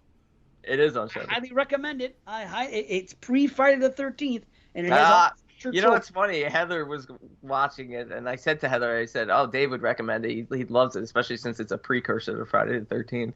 Well, it is, because it did the tropes before anyone else did. So for that reason alone, I give it props. You got to look Isotropes. from that perspective. Yeah, it came, I mean, no one ripped off one another. They came out pretty much at the same time. Friday the 13th was being made before No, that. movie was Cunningham probably being said made. he was Yeah. heavily inspired by "To All a Good Night." But anyway, but I know what he means. It still was But it- released before. Yeah, it's cool. Anyway, but it is a good movie. I do enjoy. I enjoy my time with it. Yeah, I Except for the enjoyed location. watching. I agree, Dave. I enjoyed watching it, but there are some serious script issues that, like, upon like hearing you guys, yeah, that definitely are questionable. But yeah, again, it was I enjoyed watching it, enjoyed my time with it. I don't think it's making my list. I'm definitely not as high as some of the other people I see talking about it, but I thought it was good. Yeah, Yes. I think I got more angry at the movie not because I didn't like it, but which I didn't, but because I've heard other people are loving it so much, and I've heard some podcasters are saying top 10 material, and I'm like, Jesus, are you watching only 10 films, or I mean, come on. They're just not picking up on what we picked up. Sometimes people don't. C didn't. You know what I mean? So it's just everyone just picks up Yeah. different. They're I not did- thinking now. Listen to our I show. Maybe they would. Did kind of think the car with the dog was weird, but I didn't really think, is this a major plot fuck up or something like that? I just thought that's kind of weird. Oh, he ate it. Well, but- So does that count? Like, but again, it's very, they set up very, you're right. Like, just leave it the rules then. Or just Well, say I you was must open questioning every whether- box or something. I don't know. Like, I it's was stupid. questioning whether that. the car was in place of a candy. Like, the car, the doll, and the bone all come out of there. Are those in place of candies, or was she getting candies in addition to that? No, she wasn't. They opened up, but they would have said so. And how about killing the dog? Why would her friend come back from 2 weeks abroad, whatever she did, and her friend has murdered a dog? Now, for all intents and purposes, her friend has been normal up until this point. If you went into your friend's house and they killed a dog, would you just be laissez-faire about it and say, well, she can come live with us for a few days? They Dave- didn't even seem to give a shit. Dave, they took her away to a hunting cabin for vacation. I totally agree. I said the same Right. thing. I said, I don't care how good a friend you are, you'd be in a mental institution No being question. psychologically evaluated if you killed a dog. Yes. Yes. How the fuck? That's and this guy that she just met. Okay, is just gonna be cool about it. Okay, let's go here. I've met this girl once in my life at the bar. I defended her. Now we come back from this little thing. I hook up with my new girlfriend. We go to the house. Well, she walked in. She goes, well, she killed her dog. She stabbed it with a knife fucking 100 times. Okay, why don't we go out to the cabin and let's keep an eye on her? Are you Yeah. Just bad decisions, man. Bad decisions. It's too bad because, again, it looks good. The story, it basically is good. And I didn't regret my time with it. And it's an original concept. I don't think it's been done on a haunted advent calendar. So it's an original concept. And just by simply establishing and following rules and doing a few things better, there's a good movie there to be made. But I just didn't feel like this was it for me. It was a little all over the place. Look. I mean, I've watched a ton of films this year. It's just a middle of the road average film. It's a mild rumble for me. Ah, that's right. We are doing it. Yeah, I mean, look, I'll say my score because it's not making my list. I probably 5.5. Yeah. 5.5. Oh, you're that low? I'm not even that low. I'm closer to a 7. Same, yeah, well, Dave. I figured you guys were going to be a little bit higher, but 6.5 range 7. Again, I was probably at a 7, and then kind of thinking about those kind of plot fuck ups. I was thinking I'd go 6.5. I still say I'd recommend people to check it out, but I'm not raving about it like everybody else did. No, I don't get why they did. Hopefully, they're not going to hold on to it like their freaking testicles and not being able to have their minds changed or their ranking. Because that's what people do, and that's what frustrates you. I'm like, oh, this movie's great. Well, look it. Don't you realize that this, and this, and this, and this are wrong with it? Oh, okay. I still think it's great. I don't understand that mentality of people not. Well, being able to see- I usually do that. I usually don't I know, change. sometimes you but- do. I'm kind of like the this same. time. I'm kind of the same too. But I can't. Dave brought up a movie a couple of weeks ago. I'm not going to say it because it'll spoil something for the year end. But he brought up a movie in casual conversation. I think it was on the show, and he had an issue with it. And I rewatched the movie because it was one of my rewatches, and I did have a little issue with it. I made a little bit more sense of it, but ultimately, from just rewatching the film, I didn't enjoy it as much, and that's the film that got bumped off of my top 21. But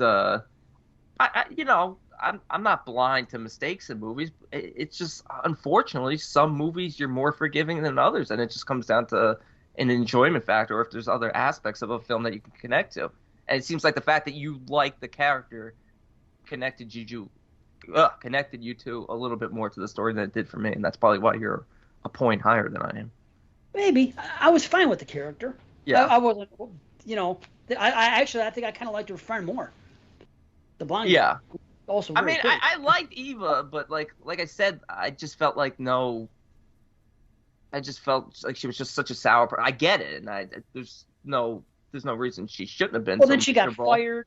Her Yeah. boss was No, giving a her lot of shit. bad things has happened, but there Her was father's sick. His stepmother doesn't like her. Yeah. So she has kind of a rough life, I mean, and she was this promising dancer, ballerina, and it all got messed up by her friend freaking trying to take a selfie in a car crash, and she didn't hold on to it. So I mean, I think she's just one of those people that keeps it inside, and that makes her miserable. That's why you get miserable sometimes, because you're like me. You keep it inside. You don't let it out on people. I like to bury it down That's what there and wait to See? die. Wait to die.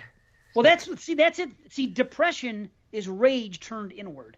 There's two things you could do with feelings. You can let it out and freaking rage out and be angry and rah, and open your mouth to people maybe when they should have something said to them, or you force it inward. That's what depression is. I'm gonna let all my rage out on Christian from now on.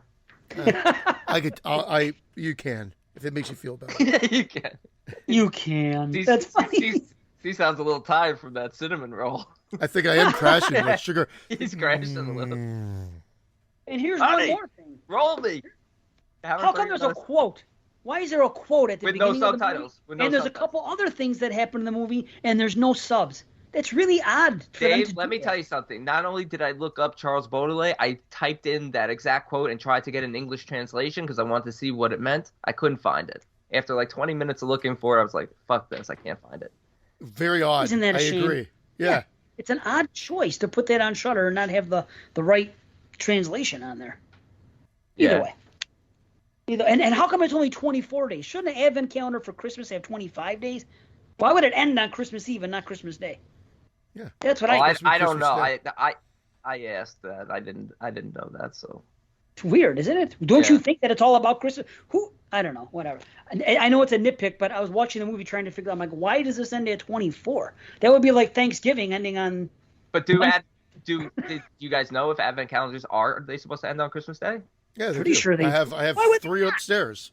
Oh, no, I don't know. I actually Yeah. just assumed that maybe they do end on Christmas Eve. It's the main event. What if Halloween had one of October and it ended on the 30th?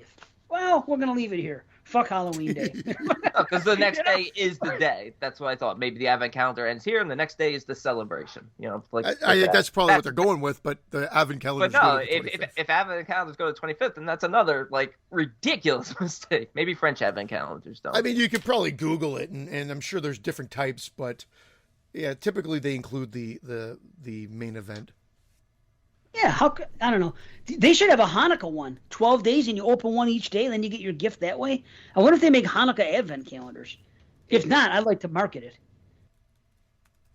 Do you think it would work? Huh, B? 8 nights? Oh, 8. Again, I said 12. I said that last show too, the 12 days of... I don't know why. Oh, you know why?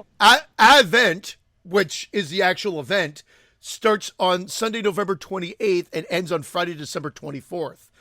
So Okay.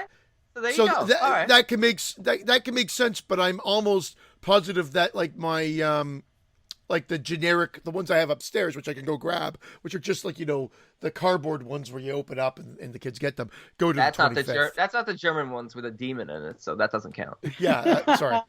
We ran out of those. Those are sold out. The demon one. Well, plus it's old school. Plus it's an old school freaking thing from Germany, so It is. I can It's see a that. If nice it's, piece. It's a shame. Yeah, This film, I was really excited for this one because I always look ahead to see what's coming out on Shudder, and when I read that, I was like, oh, this sounds cool. This hasn't been done. I'm Right. hoping for really good things, and it's just You know what I was hoping for? I was hoping that this was going to be an anthology. And it was going to be 25 short Christmas horror stories. One for I each. wouldn't have minded an anthology. The problem is I find if you go more than 4 or 5 stories on an anthology, usually they're not good. Agreed. But if a Yeah. good director could do them all. Well, Not that's have yeah. 25 directors? Yeah, that's true. Yes. I think it could be done. Yeah. Maybe that's what we should do for our movie. That's a An good advent idea. calendar. That's a very good idea. You know? I said even this one, I was like we've alluded to, the premise, the idea is actually quite cool. It just Big time. it has like you again. The biggest fault is you set up these rules and yet deviate from them. Stupid.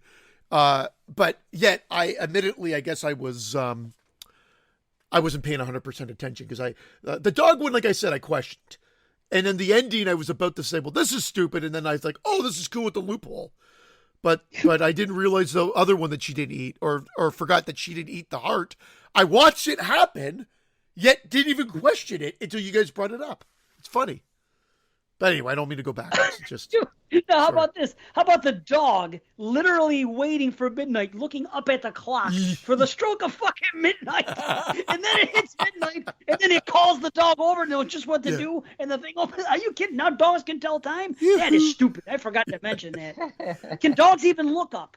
Can dogs even? I think dogs could. of course they can look up. Can dogs even look up? No. That's a joke from Shaun of the Dead. They had the debate to the whole movie about whether Yeah, I remember that. Yeah. dogs can look up. So I don't know. Google that, and watch your whole iOS system just shut down. No, if I do put it in, you know what it's going to say? It's going to say fucking Shaun of the Dead. Yeah. I bet it would. Can dogs Probably will. Can dogs look at screens? It says, yeah, look up. Let's see. Yes, dogs can look up, but their necks do not have the same range of motion as ours, so they won't be looking straight up. However, if you ask a dog to sit up and look at a treat, then you can see that they can look up at you. So that's the answer. I like how it explains it as if a moron is looking this up. 6 ridiculous myths about dogs. Oh, this is funny. Dogs can't look up. This myth either started with Shaun of the Dead or not. This line has apparently gotten a lot of people thinking. Can dogs look up? Any dog owner knows the answer is yes. Case closed. Yeah. Okay. A dog's mouth is cleaner than a human's mouth. This myth is a favorite of people who repeatedly have to explain why they allow their dogs to give them big, wet, disgusting kisses. The idea sounds at least somewhat plausible because dogs use their tongues to clean. The truth is that both dogs and humans have a horrifying amount of bacteria in their mouths. If you're one of those people who enjoys dog kisses, a better way to explain it, it's no worse than smooching another human. Okay, dog meat is a staple in Asia. This isn't so much a myth as a stereotype. It's true that dogs are eaten in some places in Asia, most notably Korea and parts of China. But to say that eating dog meat is normal or accepted throughout Asia is wrong. Just ask 2 Vietnamese dog thieves who were recently caught stealing pets to be sold as food. In some parts of Asia, dog meat is traditional food. In others, it's an expensive delicacy. But in others, it's not on the menu at all. So, who knows? Dogs are racist. Wait a minute. Dogs are racist? It's an awkward fact that some dogs behave more aggressively around black folks or other people of color. Of course, some dogs are also freaked out by people sporting mustaches, wearing hats, or walking funny. In short, it's hard to know what might spook a dog or why. Spook is not a good word to put there. It's fair to say that some dogs are distrustful of people with certain physical traits, either because they haven't been socialized with such people, or for some other reason, or for no reason at all that makes sense to us. But the idea dogs can actually be racist at the same that people can be racist is so preposterous that it's become the basis of a tasteless internet meme. Okay, 5. A cold, wet dog nose means a dog is healthy. Who needs an expensive vet when you can diagnose your dog based on the squishiness of his schnoz? Unfortunately, it doesn't quite work that way. Some illnesses such as canine distemper can cause a dog's nose to dry up, but many others have no effect. In other words, it's an unreliable indicator at best. Number 6. If someone owns a dog, they can't all be bad. Well, one word is strictly enough to discredit that sort of thing, and that word is Hitler. Okay, I'll leave it at that. That was funny. You know, with the eating of the dogs, I remember one of the things that was horrifying about it is the way they kill the dogs. They believe I forgot what festival it was, but they, big dog eating festival in one of the Asian countries, and they were talking about how the dog meat tastes better if the dog is tortured, and they're literally like setting the dogs on fire. Oh yeah, it's horrifying. Aww. Yeah, so I'm against that. But interesting, one of the articles I read the other day, there's a town in India where a group of rabid dogs attacked and killed a baby monkey, and over the last month, all the dogs in the town have been killed because the monkeys have sought revenge, and they snatch every single dog, take them up to trees or buildings, and throw them off to their death. You're kidding. I'm not kidding you. This is a genuine article. I forgot the name of the town. Monkeys versus dogs? I want to fucking see movies of this. Wow. Yeah, they're killing. They got revenge, and they said primates are capable of revenge, and that's what the whole article was about. And they killed like the whole town worth of wild dogs. They said the dog population is like down to 0 in there. Wow. Because yeah. Damn. Horrifying stuff. Yeah. Well, that's animals. They should behave that way. You know what I mean? That's what animals do. It's primates. War is a very primitive thing, and so is fighting of any kind. So, whoa. Anyway, that's pretty wild shit. All right, we got to do one more flick here. Yeah, let's do it. All right, let's get to our not a horror movie, Silent Night. Nell, Simon, and their son Art are ready to welcome friends and family for what promises to be a perfect Christmas gathering. Perfect, except for one thing: everyone is going to die. Guys, I'll just want to say something then. We had this argument earlier already, or this discussion about, is it a horror film? Is it a Christmas movie with a Die Hard thing?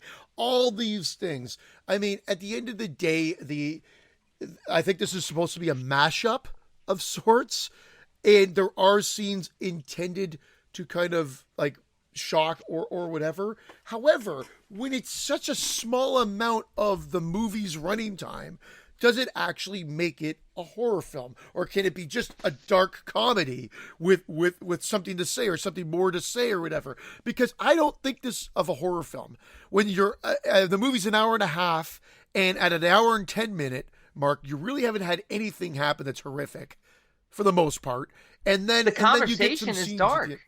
The conversation is dark, and the consequences of everything that's going on, that's being implied, is driving at like a global catastrophe that's caused by a generation that won't even apologize to their own kids.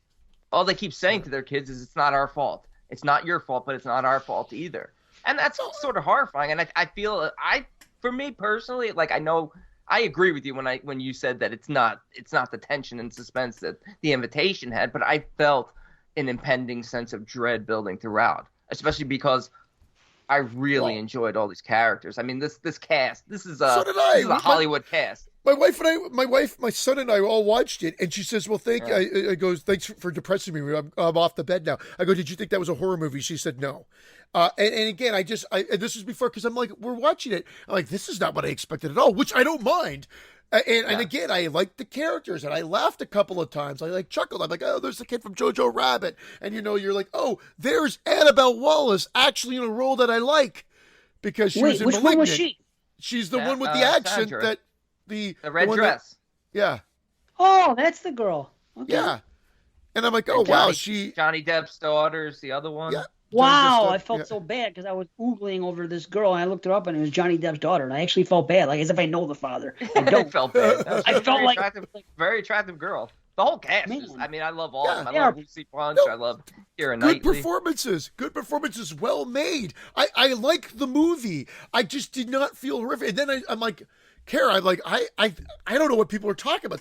I get the premise and whatever, and and the conversations are kind of weird and it's built, but I'm like, this is not feeling horrific. There's no tension whatsoever. It was beta test all over again. It was just a movie happening, unfolding, and then that scene where he runs out to the car and sees what he sees in the car, and then he inhales the poison. I'm like, okay. It was literally happened 1 minute after I was like about to say, like, well, He I'll doesn't finish inhale this. the poison. He doesn't inhale the poison. Well, that's What are what you talking about? That's exactly misses what he him. did. No, it goes right by him. What are you talking then- about? then- He's so then poisoned. there's a No, major he flaw does in the not- movie. He 100% He saw it does not Well, why inhale. did he right die? into his mouth. Why'd he die? He didn't die. But he did. He What went are you through all fucking talking the. about? He went through He all the died. processes that they're saying. Got Well- weak immediately from it. What He movie did are die. you Yeah. watching? He Yeah, did not die. Dave, What you are see guys the fucking shit going watching? into her. You see He was that dead. yellow Not mist stuff go into him. her. Watch it again. The cloud goes right by him. It misses him. He's in shock. He might have had a little seizure because he was in shock. Bloody And the only- face? And Oh, his was it? bloody eyes face? bleed exactly the way that they say they do in the. He might have had a nosebleed or something, but she was coddling him nosebleed? against Oh, fuck his off. chest, and the blood spread. He did not die. Why are Oh, you coming up with this? Don't You're tell telling me me that. he's a That's gonna zombie make my at the end? that's You're gonna make telling my me rating go he's a down. That's gonna You're make my telling me rating go he's a down. zombie at the end? No, I'll I'm give this telling- I didn't know zombie anything a rating. about zombies. All I know is that it kills Yeah. them, I thought. I don't So know. why does he open his eyes at the end if he's dead? Maybe I he didn't was a notice kid. him Maybe he's immune. Maybe it's a kid. Maybe they don't have all the facts. I don't know what's going on. But I thought you're going to turn into that. The government doesn't have all the facts. Of course, they have all the facts. They talk about how it killed everyone in Africa and half the world is dead. They're talking That's about. what you I gotta don't be buy- fucking no, kidding me. No, I am not deep. You've been out in diving the into sun this too long. Social commentary. You're so off on this one. You're so But I've off said on this for fucking 30 years has nothing to do with social commentary about modern Yeah. day. I don't trust what the government says. I never have, or what my TV says. How do we Yes, know but anything? I don't think the point of this film is that at the end of the day, the government lied to these people. That is not what this is about. I I'm think not this saying is it a is either. global planet killer that is going to eventually kill everyone. And I think I in agree. Art's case, he's a victim of circumstances where he went into shock, was sick, appeared to be dead, probably had some bleeding from his nose or whatever. She held him against there. It rose up, mashed against his face, so it looked like he had all the symptoms of dying, and he opened his eyes. He even begged his father to stay with him. So it's Man, at the 1 hour mark too. But so I'm a little off on the They timeline. show him literally But- breathing it in. No, they Yes, don't. They don't. do. I'm going to They watch don't. it right now. You I'm- don't. it's- You do not Watch see him it. breathing it in. I'm telling you. You see Now, the B- cloud. I saw that. 100%. 100%. B, I'm willing to, because you saw it twice, B, I'm willing to indulge. Let's see, watch it and see. But I'm telling you, I'm putting it on right now. Also, but listen, now, the fact that his eyes opened at the end shows me, because someone did mention zombies at one point. Someone said, they were joking around about living in a zombie apocalypse. how do you know? They don't know. Maybe they're saying that when the poison comes and kills you, you wake up as a fucking zombie. I mean, that's what he was doing. I think you guys are missing the point of the movie. I didn't see his eyes open, so that's irrelevant to me. No, But I do. didn't see it. I again. I didn't, so you said I didn't It's know. the end of the movie. It's the last scene.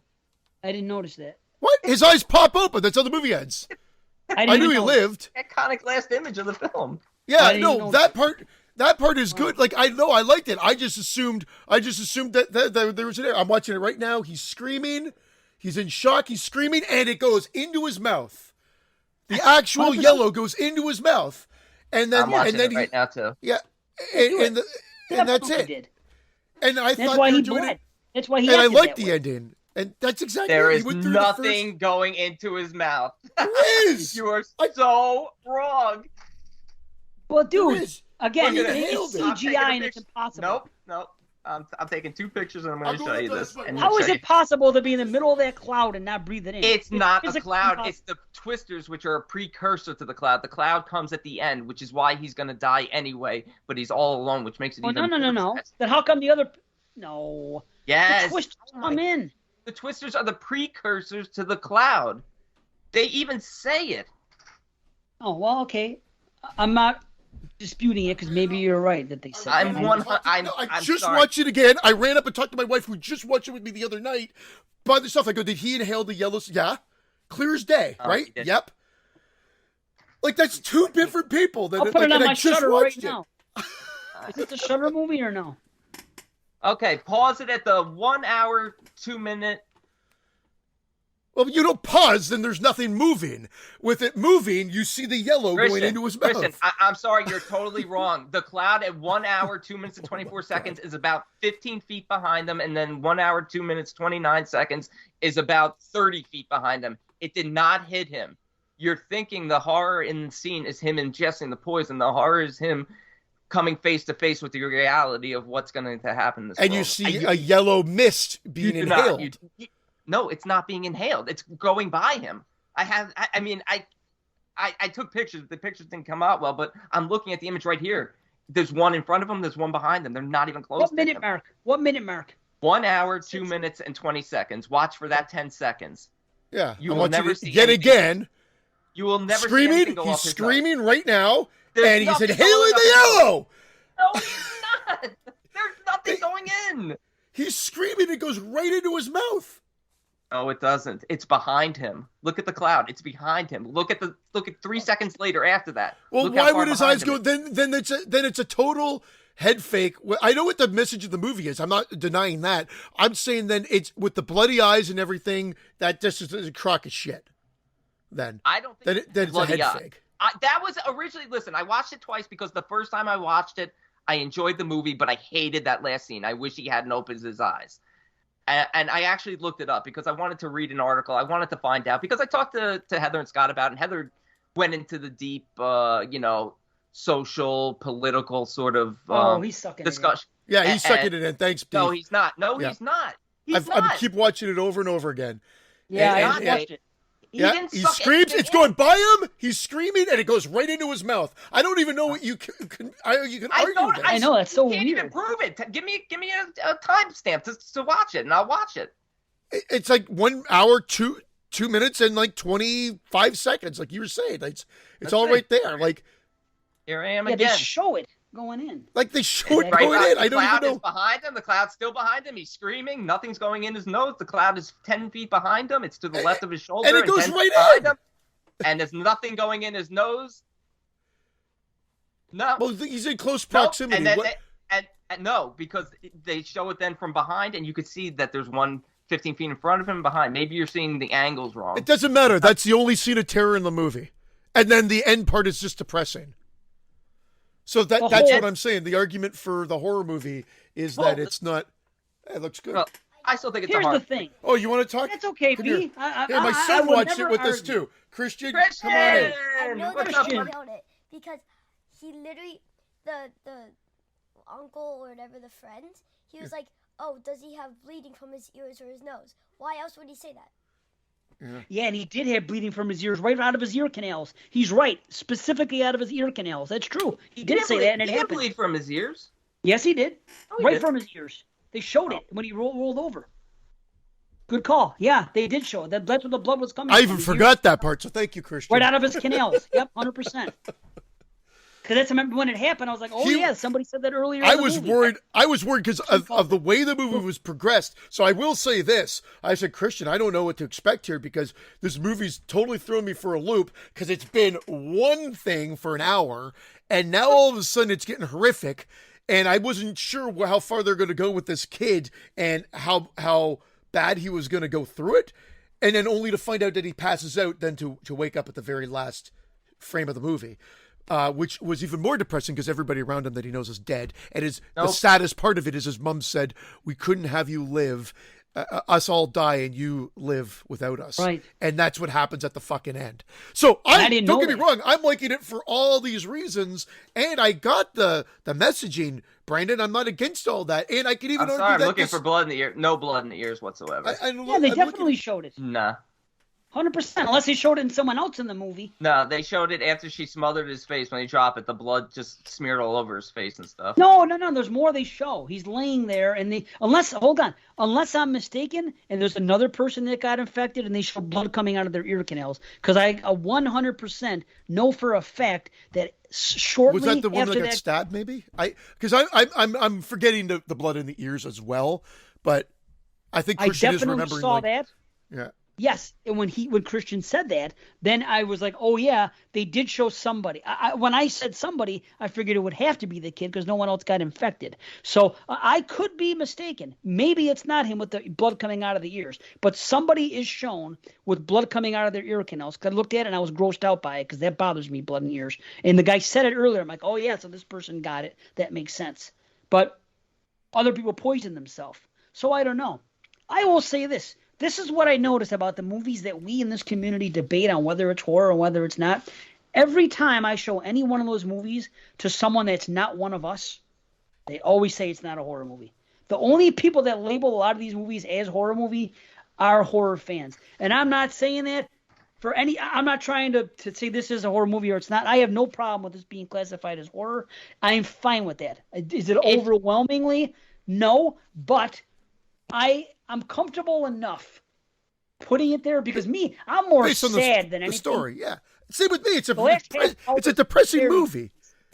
Yeah. Yes, But and I'm thinking about If you could definitely- tell me why it shouldn't be classified as horror, I would take it off.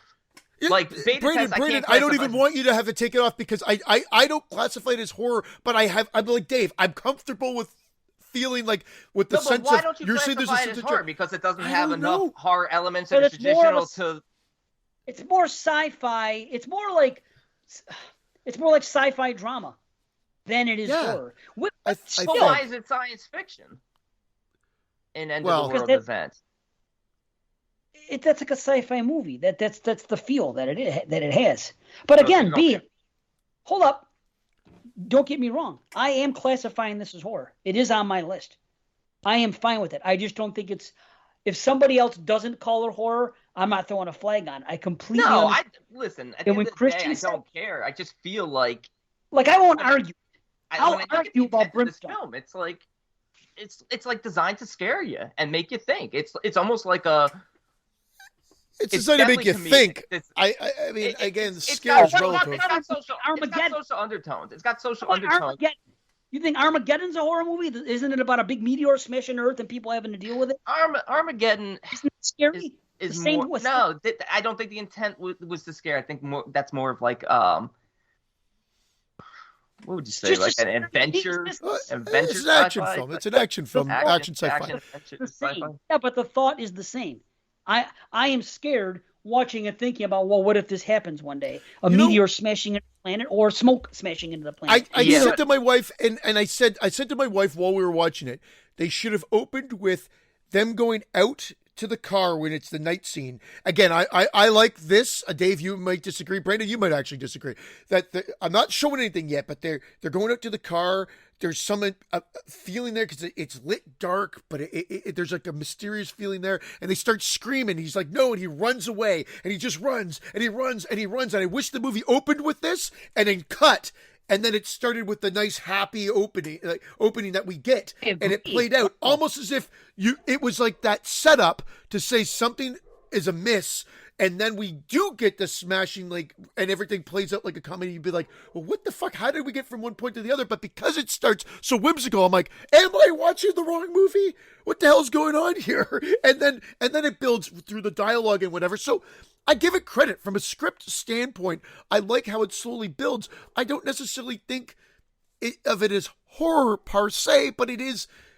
There is a bigger picture here. It's a weird feeling. It's just, again, presentation. That sequence that we were just rewatching over and over again is horrific. That was horror. But it's more depressing. The depressing nature of being given like a suicide pill and having to take it. It's really upsetting. So again, I guess I can't argue that you find it horrific or that people would find it horrific. That's fine. It's just the presentation.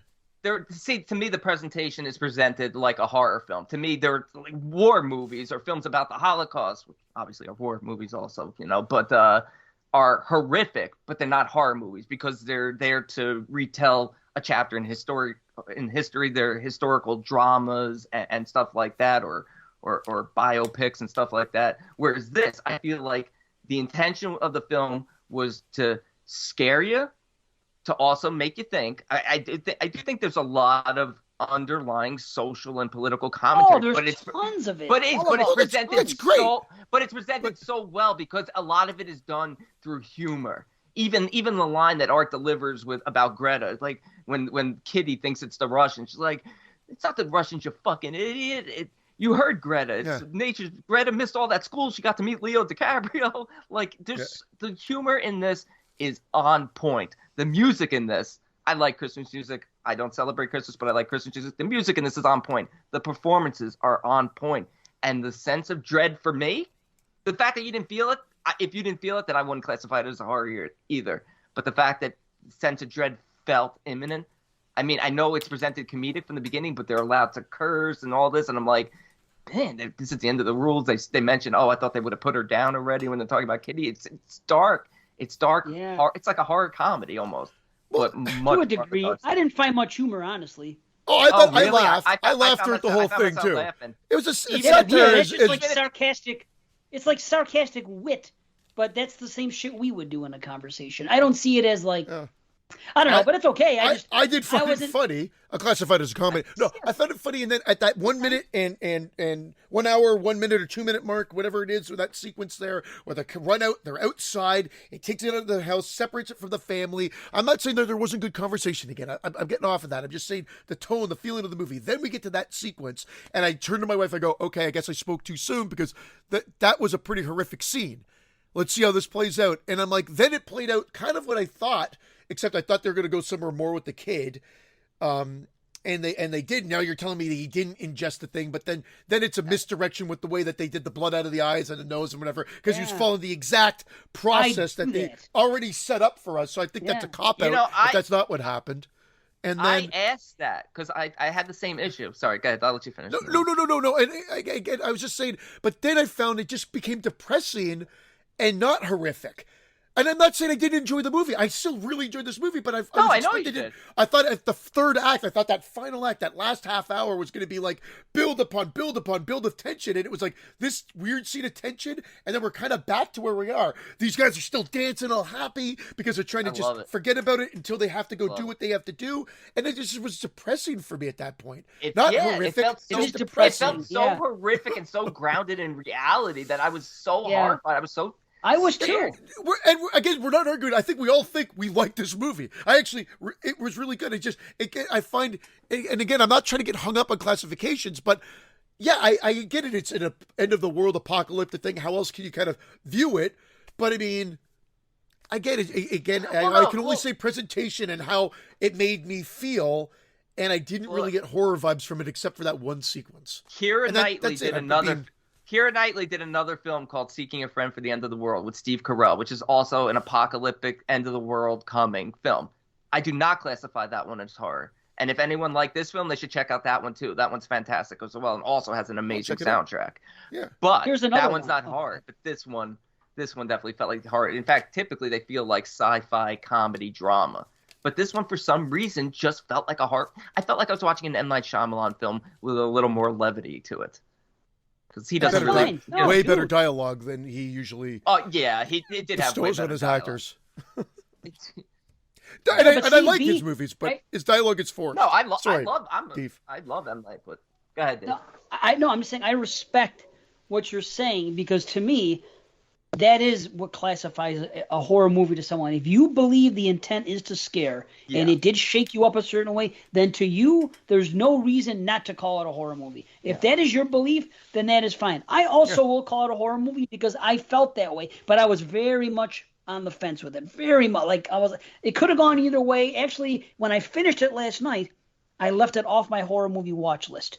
Then when I woke up this morning, I started thinking about it. I put it back on. So it's very borderline, but I see what you're saying. And if that is the best excuse, not excuse, that is the best reason to give for why you think a movie's horror. I think the intent was to scare, and it did, in a way, scare me and my thoughts and the thing. Because that's what I was thinking. I was very much looking at it and what would I do if this was the night, and how would we carry on, and what would happen. True. And I've always True. said it'd be I did great too. to die We all with did. everybody else at the same time. Yeah. Yeah. But now I'm a little bit afraid to die at the same time with everybody. It'd be such a I almost fucking shed tears in some of the scenes, especially with the family stuff towards the end. It was it's very emotional. emotional. It's very Yes. emotional. And that's what I liked about it. To me, the second half was much better than the first half.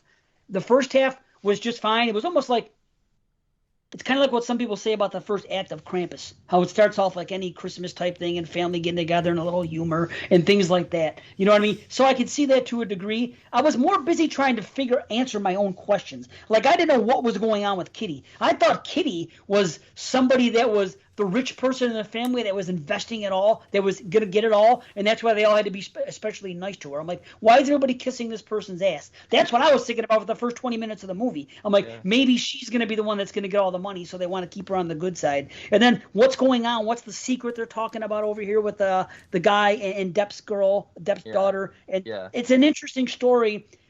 Then my first complaint was, I'm surprised that the kids don't know about the world. Like when the kid said, is it true that so-and-so, these people aren't dying in this day? Because they were talking about phones and Google and everything. Kids more than everybody are susceptible to every conspiracy theory out there for one reason and one reason only, YouTube. Because my daughter always watches YouTube and always comes to me with all these different conspiracy theories. That's all that's out there. Every angle you could get from anything politically is out there. So you would think that they would be more informed either. Not on real news, but then again, what is real news? Yeah. I mean, but Well, I think they the allude to that, no? conspiracies- With that whole Russian thing. Sorry for cutting you off on your track, but Well- I thought that's where they're going, where they're like blaming the Russians for it, like it's a Yeah, I conspiracy. know. But that's Right. really Okay. that's really a comment will. on the fact that the parents have control over their kids and they're the ones that ruined, the earth in the first place. Whereas Art is a free thinker. Art doesn't want it. Art's Right. the only one who's challenging this up until the very end, which is why upon the second viewing, I didn't mind him opening the eyes at the end because he represents, and I read this in an article, that they filmed it both ways, with him not opening his eyes and him opening his eyes, and they went with this ending because they wanted it to represent hope, even though I feel like it's the complete opposite here. I feel like it was just some sort of circumstances where he did not ingest the poison, and they thought he was dead, and he woke up, and now he's going to die a horrible death by himself because he can't take care of himself. And that final shot outside of the snow and the planet is fine. It's really more like a Yeah, see, I saw commentary that stuff. on like I the saw world is wiping us out, and it's going to be fine once we're gone. Yeah, I thought it was like a year zero type thing where Yeah. it's like a eradication of. I still think that, but it ended up being more depressing. Even though I love an ending with that eye opening thing. I know it seems cliche for a horror movie because we've had many movies where there's characters' eyes that pop open as the final image of the movie, but Yeah, I there's something hated it the about first time. the way they do it here that seems satisfying to me. The way they did I it had missed me it. the first time around being like, wait, what the fuck just happened? They And then pan the across second the time dead I was like, bodies. Dave Yeah, doesn't know when it's the eyes literally open. the last- It's literally the it's last literally shot. the last shot. It's the last shot. I Maybe don't know you saw the how work the hell print. I missed it. He watched the No, I work think I print got it from where they your had the site. original ending. Maybe But I here's thought the I got it deal. from your Once the eyes open, the first time I saw it, I'm like, wait, is he a zombie? Because he ingested the poison. The second time, I'm watching close. I'm like, he didn't ingest the poison. And then I'm like, all right. So then I'm talking to people. I'm like, and looking up articles like why was he like convulsing and freaking out and looking like he was having a seizure if he wasn't ingested. They're like, well, he was traumatized. He was Oh, just come seen. on. No, Then How it much was- eyes is going to cause a You know what? fucking seizure? Then Get out. it's a Yeah, cop out. absolutely. Then it's a Absolutely, cop out the 100%. way they film that No. scene, and that makes me even I'm more sorry. upset. It's a No. cop out the way you're she more framed upset. and It's the filmed that scene. worst. Yeah, And you're it more is. upset. Look at her shirt when she pulls him away. The blood is all smeared all over her.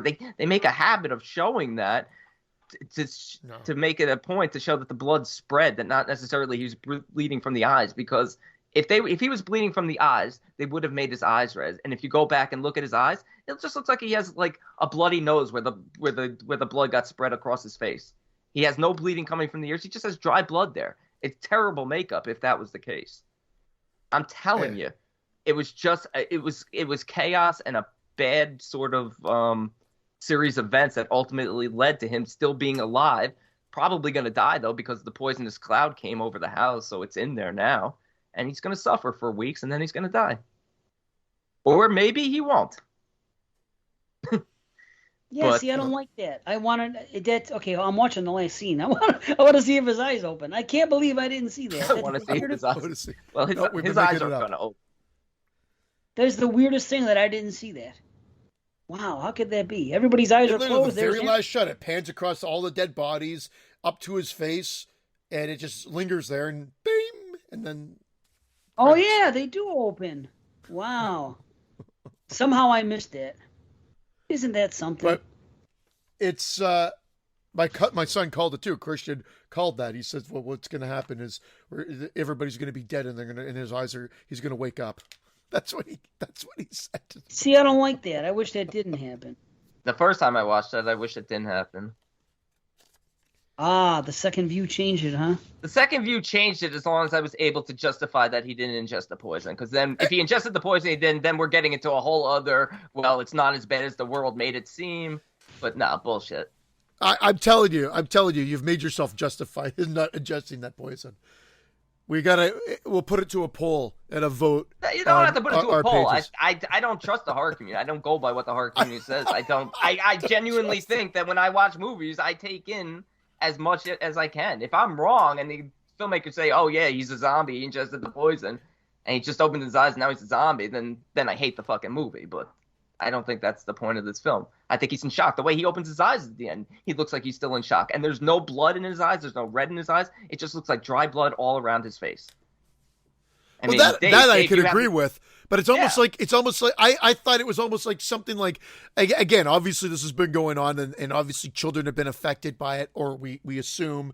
But I mean, again, I just assumed we haven't been given all the answers here, that maybe he was starting to go into phase 2 or phase 1 or whatever, and he was unconscious, and something happened that it didn't actually progress that way, and it might have been, again, that might have been a comment made that we, not about abortion per se, but like, or whatever, like about maybe the death penalty or something else, like not having all the facts before committing someone to death, or someone's died, and I don't know, like they're going into a different realm of what that could mean with not having all the answers or something. Now I'm stretching, but ultimately I'm just saying I'm trying to put something out there because I did think he ingested it. I still think he ingested it based on me looking at So the is he thing gonna- shot so over is he and gonna over die? again. Yep. It's coming out of his ears. I finally got the fucking shot. There it is. I knew I Yeah. would find it when they Where? first put him And down. Christian, remember at an impressionable age, he's going to remember those visuals quite well. That's how I was as a kid. That's why Friday the 13th is like my favorite, because I remember seeing images young and Yeah. it being an Nose, impressionable ears. imprint. Nose, Where? ears, and eye. 1 hour, 17 minutes, 48 seconds. Those are the only spots you see blood. The ear, by the eyes, and by the nose. But definitely by the ear. I knew I saw it there coming out. Oh, when they put. And it's definitely leaking out of his ear that they show. Yep. It's coming right. You see his lobe and you see blood like right here. Where his earlobe would be. Where's that part of his face. You're not going to tell me that conveniently just the eyes, the nose, and by the ear there's fucking blood because of the way she was holding her. That's the I don't see any blood coming out of his eyes. It's on the side, like right here. That's all I'm saying. I see blood smeared all over his face. I see blood coming from his nose. Look at his ear. Look at the fucking look at the condition of his ear, how it's fucking crippled and bloody on the bottom lobe, and then the stuff coming down from it. That's all you need to see is the ears, and that's what I saw when I watched it.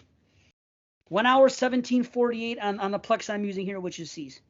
Right there, clear shot of his fucking head. I love that the kids take the pills right away after. Oh yeah, I would too. Yeah, and his ears bleeding. Yeah, fully. I still don't think he took the poison. I still think it's a victim of the circumstance, and just look, the blood smeared all over her there. I think she was hugging him and squeezing him tight because it was her baby, and it's just unfortunate. It presents itself like he has all the symptoms of the poisoning, and that's why they obviously rush and take the pills, and then he's still alive.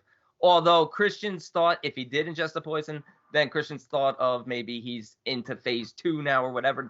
They do present that throughout the film where Art's talking about, Art's watching the videos about the phases. Maybe he's just not completed the phases yet, and he wakes up and he's still going to die alone as he enters the next phases where he's going to get more and more sick, which I could accept that too, but I don't know. He was completely unresponsive. First he has spasms.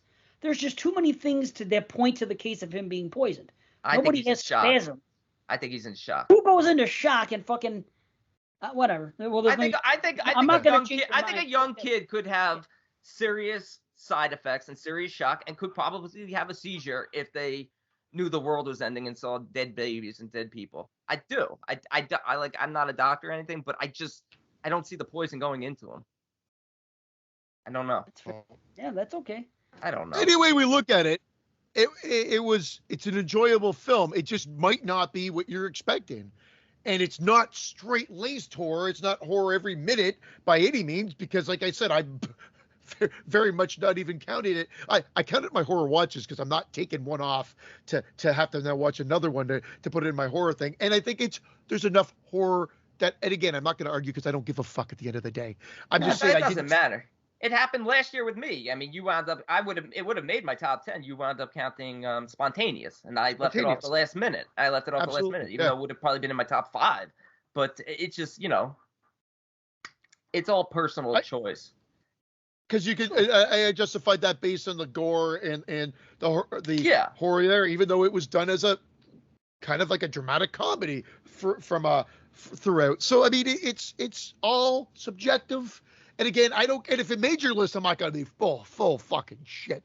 I just, like I said, we're going to start, it'll be a good conversation when I was texting you guys, because I could tell, I'm like, this is not a horror.